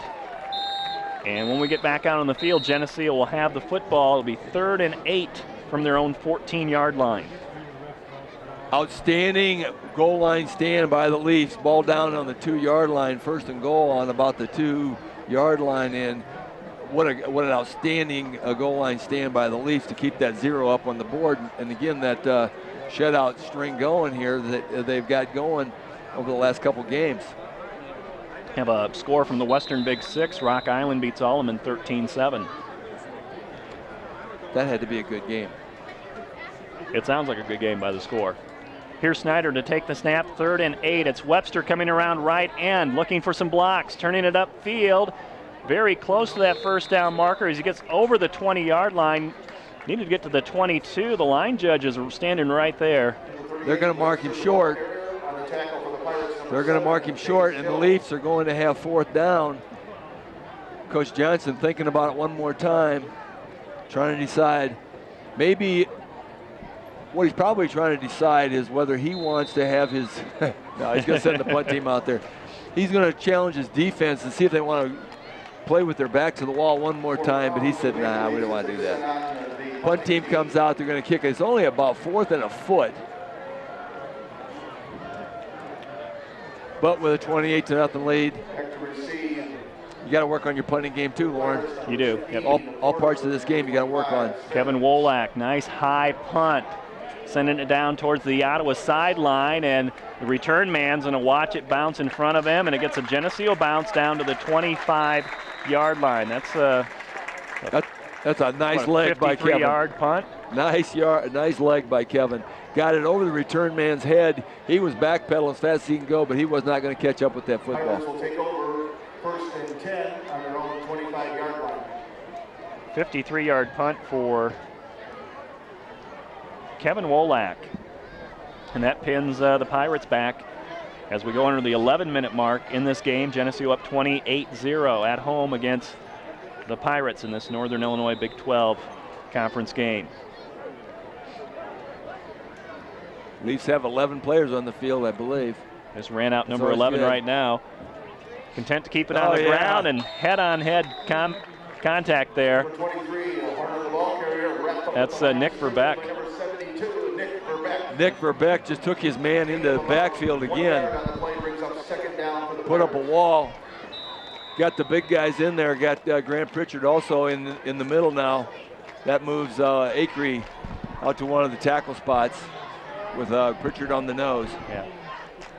Got 3 down linemen plus Sam Arndt standing up.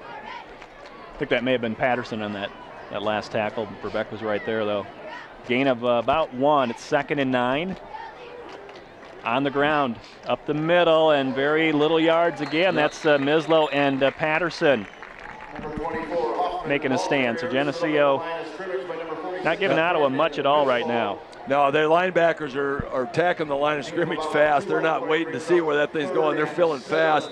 Again, Mislow, Patterson busting right at the line of scrimmage. Third and long. Third and about 8, maybe 7. Pirates will split a receiver wide to the left side. Jordan Shanowski on the coverage over there, and the pass is thrown low and incomplete, and will bring up 4th down and 7 for the Pirates. For Beck, hoping that was a catch and a fumble. He's heading for the end zone already with that football, but it's going to be ruled incomplete and set up 4th down. Last time they were in this position, they tried to fake, tried to throw the ball, and did not work so well. Dixon tried a fake punt last week against Geneseo. That didn't turn out either.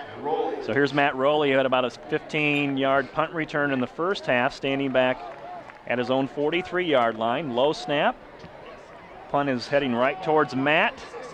With some pressure, he slips down after making the catch, and Geneseo will start from their own 39-yard line in this 4th quarter with 9:26 to play, ahead 28-0. Matt, after he received the football, dropped down low and made a nice tackle on that Ottawa defender. Took the legs right off from under him. Joey Medina will come in at the wingback position for Geneseo on this series. And the rest of the lineup includes the starters. At least the people have been playing a lot. Mislow comes up, gets the play, I think, from Snyder again on 1st and 10. Double wing formation. It's Mislow up the middle, finds some room to the outside, and again another solo tackle out there by the safety of Ottawa. Prevents a long run by Mislow, but he has 9. He bounced off of about 3 guys. He broke about 3 tackles. He breaks 1 more, and he's going to have a race. And I don't think they'd have caught him. Here comes Joe Thomas, number 8, running in the play to Luke Snyder. Football just shy of midfield.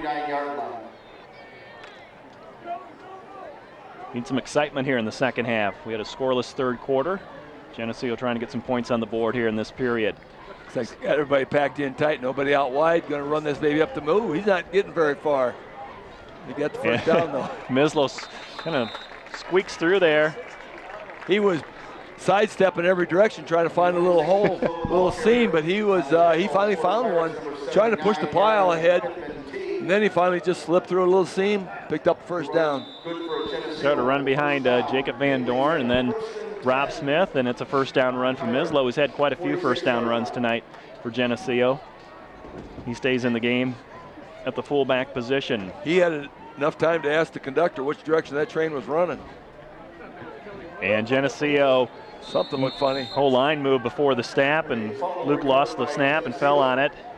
I did not see a flag. So it must have been a snap, but it's because the looks like Snyder actually never received it. Right. Yep. Never got back to Luke, and it's a loss of 1. Actually, I think maybe that was a slow snap. I think Luke was actually pulling out because he was past the count. So we're gonna see if they can pick up that yardage. Clock is running, under 8 minutes to play in the game. Medina shifts over from wingback to halfback, and Mislow gets the call, running behind Medina. Off the right tackle, and Mislow says, I'll just take this for a 1st down inside the 35. You guys want to jump on my back? I'll give you a ride. He got hit about 5 yards downfield, and he drug him about an additional 7. He just kept driving, and then there was a pile of white jerseys there on top of him. Rob Smith also pushing that pile. That's a nice job of blocking by Rob Smith. He had his legs turning just like Mislow. It'll move the chains. They'll set it up at the Ottawa 34. Staying in a double tight end formation, double wing. Webster down the line in motion, and it's Mislow again up the middle. Gets into the secondary. Looks like another 10-yard run for Brandon Mislow, the senior fullback. He had about 7 or 8 yards to carry in the first half, and he's picking up a little more than that as we go down the field right on this drive. Leafs had a couple drives stalled here in the 3rd quarter, but they're right back to the first half form and taking the ball down the field with ease. 13-yard run for Brandon Mislow as the Green Machine starts the roll here in the 4th quarter. Nearing the 7-minute mark. That's how much time's left in the game. Medina sweeping around left, slips and spins and doesn't get too much there. Tried to make a cut and lost his footing. And looks like Geneseo's going to do a line change here with the offense and bring in the second team that scored some touchdowns against Dixon last week. Mislow's going to leave the field. 16 carries. He's over 100 yards tonight. 124 tonight for Brandon Mislow, and that's probably a career high for him. Got a lot of them out there. You got Zach Shefsky and Carson Krause. I think Zach Mackey over there. And probably Sam Arndt at the guard spot. Two backs go in motion at the same time. That'll draw a penalty flag, and Geneseo will still run the play. Tyler Mackey running the quarterback spot. Jacob Aker at the fullback spot. Jordan Shanowski. Get some of those names in there. Get some of those seniors in the game. It is homecoming, and Coach Johnson wants to play as many guys as he can here. They're up 28. This game is well in hand. Bailey Weber at the end spot. He's been playing some good defense tonight. Had a sack in the first half. Here comes Michael Haugsey into the ball game for Weber, and he had a touchdown catch last week. That was good to see. Tyler Mackey to Michael for that touchdown in the fourth quarter against Dixon. He splits wide out to the right side. Kyle Mayer in the ball game. Toss it back. Jordan Shanowski is trying to come around the right tackle, and they should blow that play dead, and they do. Finally. And a player down for Geneseo at the 25-yard line, up slow. But Sam Arndt, he's got has to come out of the game, took his helmet off. He took his helmet off. He didn't lose it on the play, but he took his helmet off afterwards, so you got to send him out. Checking in, that gives Gage Blackard an opportunity to come in at that guard spot. Geneseo had 2 touchdown passes last week at Dixon. Had to go back and see when the last time they had 2 touchdown passes in one game. Had to go back to 2006. Bren Gillespie threw a pair of touchdowns against Springfield Southeast. That was the day we played 3 games down there. That was a fun game. Joey Medina on 3rd and long, trying to sweep around the end on the left side here, and does not get much, and we'll bring up 4th down. Now this is awkward position down inside the 30-yard line, almost about the 27-yard line. It's not field goal range, not field goal time, and it's not punt position, so it's kind of 4th and really long, about 13 yards to go. Just under 5 minutes to play in the game. 4th down, 14. Geneseo up by 28. Might have an opportunity to see if Tyler Mackey can put that ball up in the air one more time, just like last week. Michael Haugsey splits out to the right. They'll hand it off. Jacob Aker, who had a touchdown last week, gets to the 25, well short of the first down, and Ottawa will take over on downs. Now there's another yellow flag coming up, and somebody's going to have a unsportsmanlike again, it looks like. Just depends on who it is, unless it was a face mask in that pile, but they're talking it over.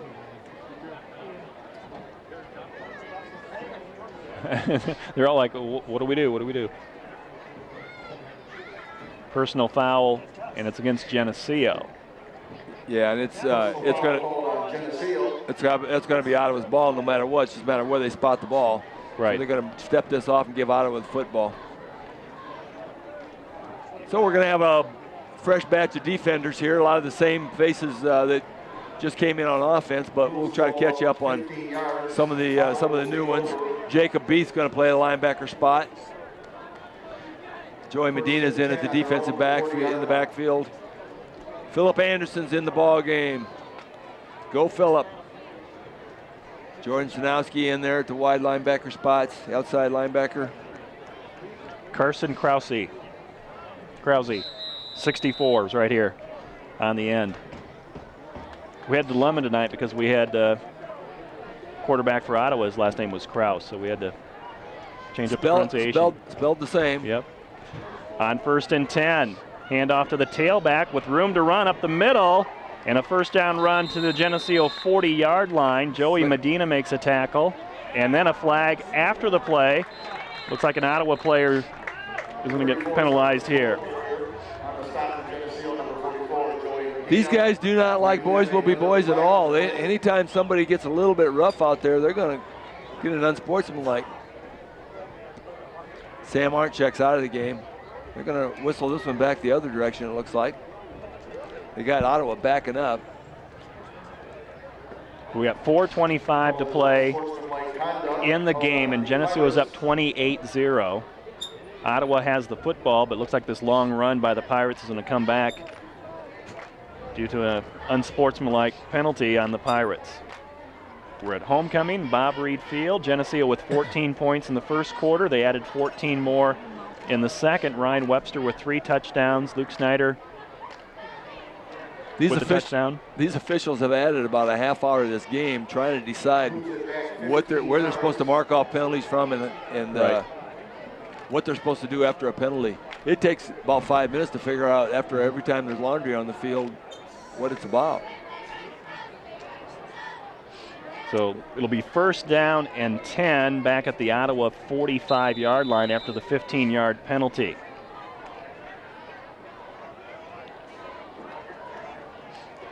And oh, nice. Stunt by Beath. loss on the play. Grant Pritchard getting off the pile like, I didn't do anything. And Geneseo helping up the ball carrier. Try to see who was in on that play. I think Carson Krause was in on that play. But I saw Jacob B. stunt, and he plugged up a hole really fast. I think we've got Paul Kastorf in there. Turn this way just a little bit. See if that's number 51. Yep. I think that's Paul. Yep, he was in on the tackle. Yep, Paul Kastorf in on that play. Under 4 minutes to play in this homecoming game. Ottawa calling the play at the line of scrimmage. Again, the second unit is in for Geneseo on defense. Showing blitz is Beath. Here he comes, trying to chase down the play from the backside as they sweep out to the left, and the running back for Ottawa is going to slip and fall down after a short run. A few more players come in here. Parker Salisbury, 71. 45, Kyle Mayer. I think that was Sam Arndt over on that far side going to get credit for the tackle because he kind of landed on him after he slipped, but it's going to be 3rd and long. Clock running down. This second defensive unit is doing a nice job holding Ottawa. Yep, 3rd and 8. Shutout going here. We're under 3 minutes to play in the game. Keep it on the ground. Try to run for the first down. They get it. Bouncing outside. And down to the Geneseo 30-yard line. It'll be 1st and 10, 2:46 to play. Looked like at first they had that thing stuffed up. Parker Salisbury gets up a little slow, but he heads downfield. He's going to be okay. Looked like they had that, maybe they stuffed up a little bit slow, but the running back found a seam, and once he got past that line of scrimmage, there was a lot of grass. Philip Anderson, number 27, back in to the game. Josh Beard comes out. And the clock stopped as they set the chains. 2:46, like I said, to play in the game. Josh Beard, one of those guys that does a nice job in all the specialty teams. Been there all year doing a nice job. Long snapper for Geneseo, does a great job. 1st and 10, they go back to the same play, and Geneseo reads it this time, and they stop it for a loss. Anderson in on that play. Philip pretty excited about that one. Phillips, a senior. Bailey Weber on that play also. Justin Kane's going to come in and play deep safety for Geneseo. Clock on the move, 2:22 left in this ball game. And I believe it was Jacob Beath was also in on that play. I was trying to figure out who that other beast was over there. Hit him hard. Sweet play to the right, coming around the end with room to run. Down to the Geneseo 15 and tackled at the 13-yard line. Bailey Weber and Joey Medina, 44 and 88 in on the tackle. Threatening here to score is the Pirates as we go to the 2-minute mark.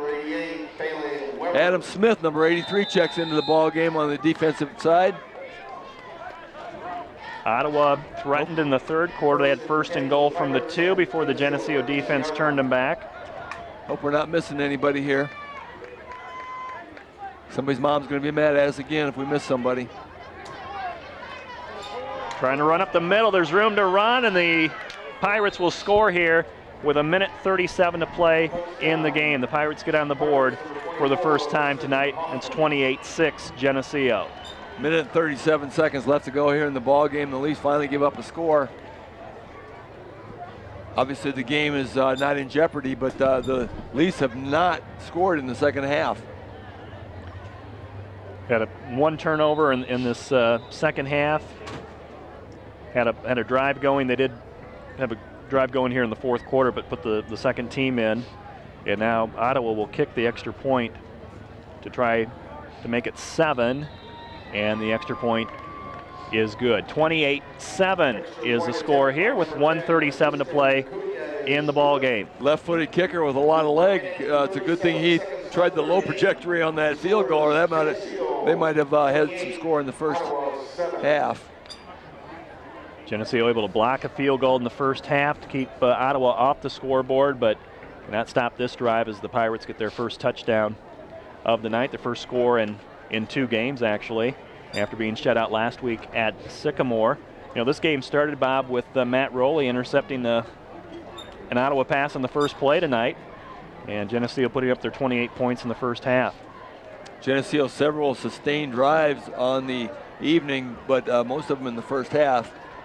And in the second half, it's been just kind of playing the game out. Actually, have lost this half 7-0 at this point. It's going to be a conference win, though. It's going to go in the books on the right side of the ledger. That's right. Geneseo, Ottawa, and Sterling all 1-0 coming into tonight's play. Of course, we have Sterling next week right here at Bob Reed Field next week. That's a big ball game between Geneseo and Sterling. Every year it is, but we'll try to get maybe a Sterling score here before we go off the air. They're playing Streeter tonight. Streeter actually scored first in that game. I haven't heard in a long time how that game was going.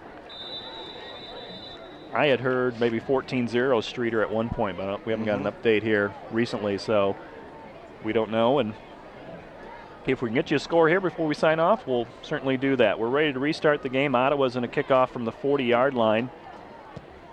They'll send it deep, and Zach Denny back will watch it go into the end zone. It'll be a touchback. Down in the end zone. Geneseo will take over first. Geneseo can run out the clock here. If Ottawa doesn't choose to use any of their timeouts, it's a 21-point lead for the Green Machine, up 28-7. That Ottawa kicker's got a lot of leg. It's a good thing we haven't had a lot of opportunity.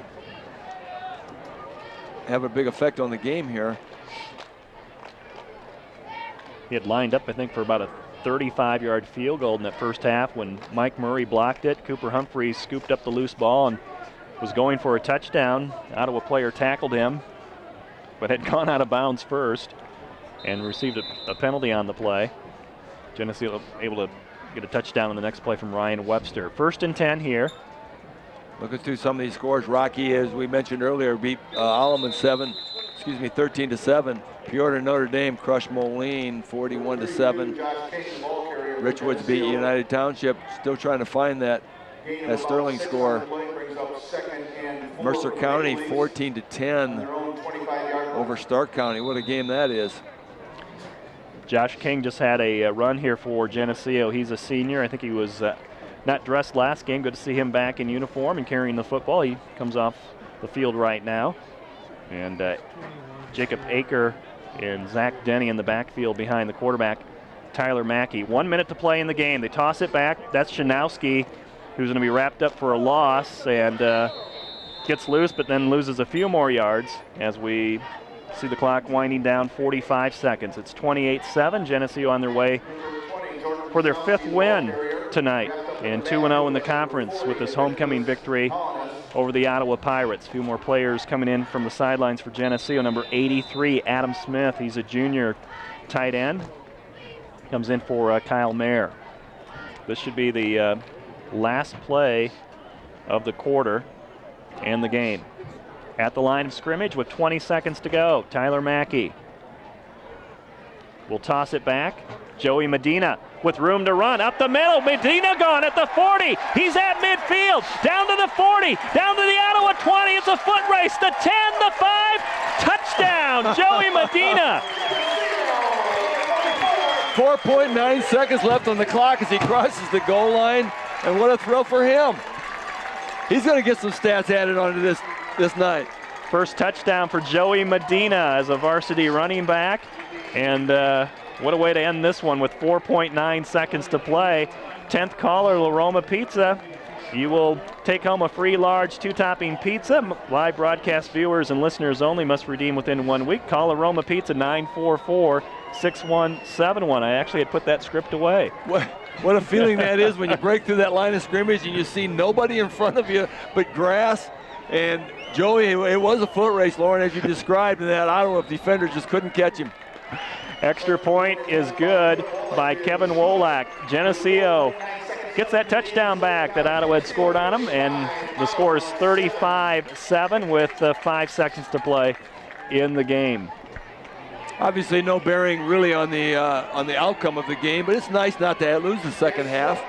4.9 seconds left here in the game, and the Leafs have to get a kickoff and obviously don't let them score, return that ball back. 3 plays, 82 yards on that scoring drive, and Joey Medina says, I'll just go 82 yards on homecoming night and finish this game out. Nice run, Joey. More cowbell. Hey, the crowd's having a good time. Has really no bearing on winning or losing the game, but it was a fun thing. It was. Everybody's exciting. They're throwing some T-shirts out. Especially the people who hung around. There's a few of them obviously headed to the cars, think they're going to beat the crowd out of the parking lot, but the people who had the guts to stay around and the persistence to stay around get to watch Joey Medina take that ball all the way the length of the field, 82 yards. And they just announced that Streeter-Sterling score, Bob. I don't know if you heard that from Dave Wolak. 21-0 Streeter over Sterling. And we have the Golden Warriors next week. Streeter was winless at 0-5 coming into tonight's game.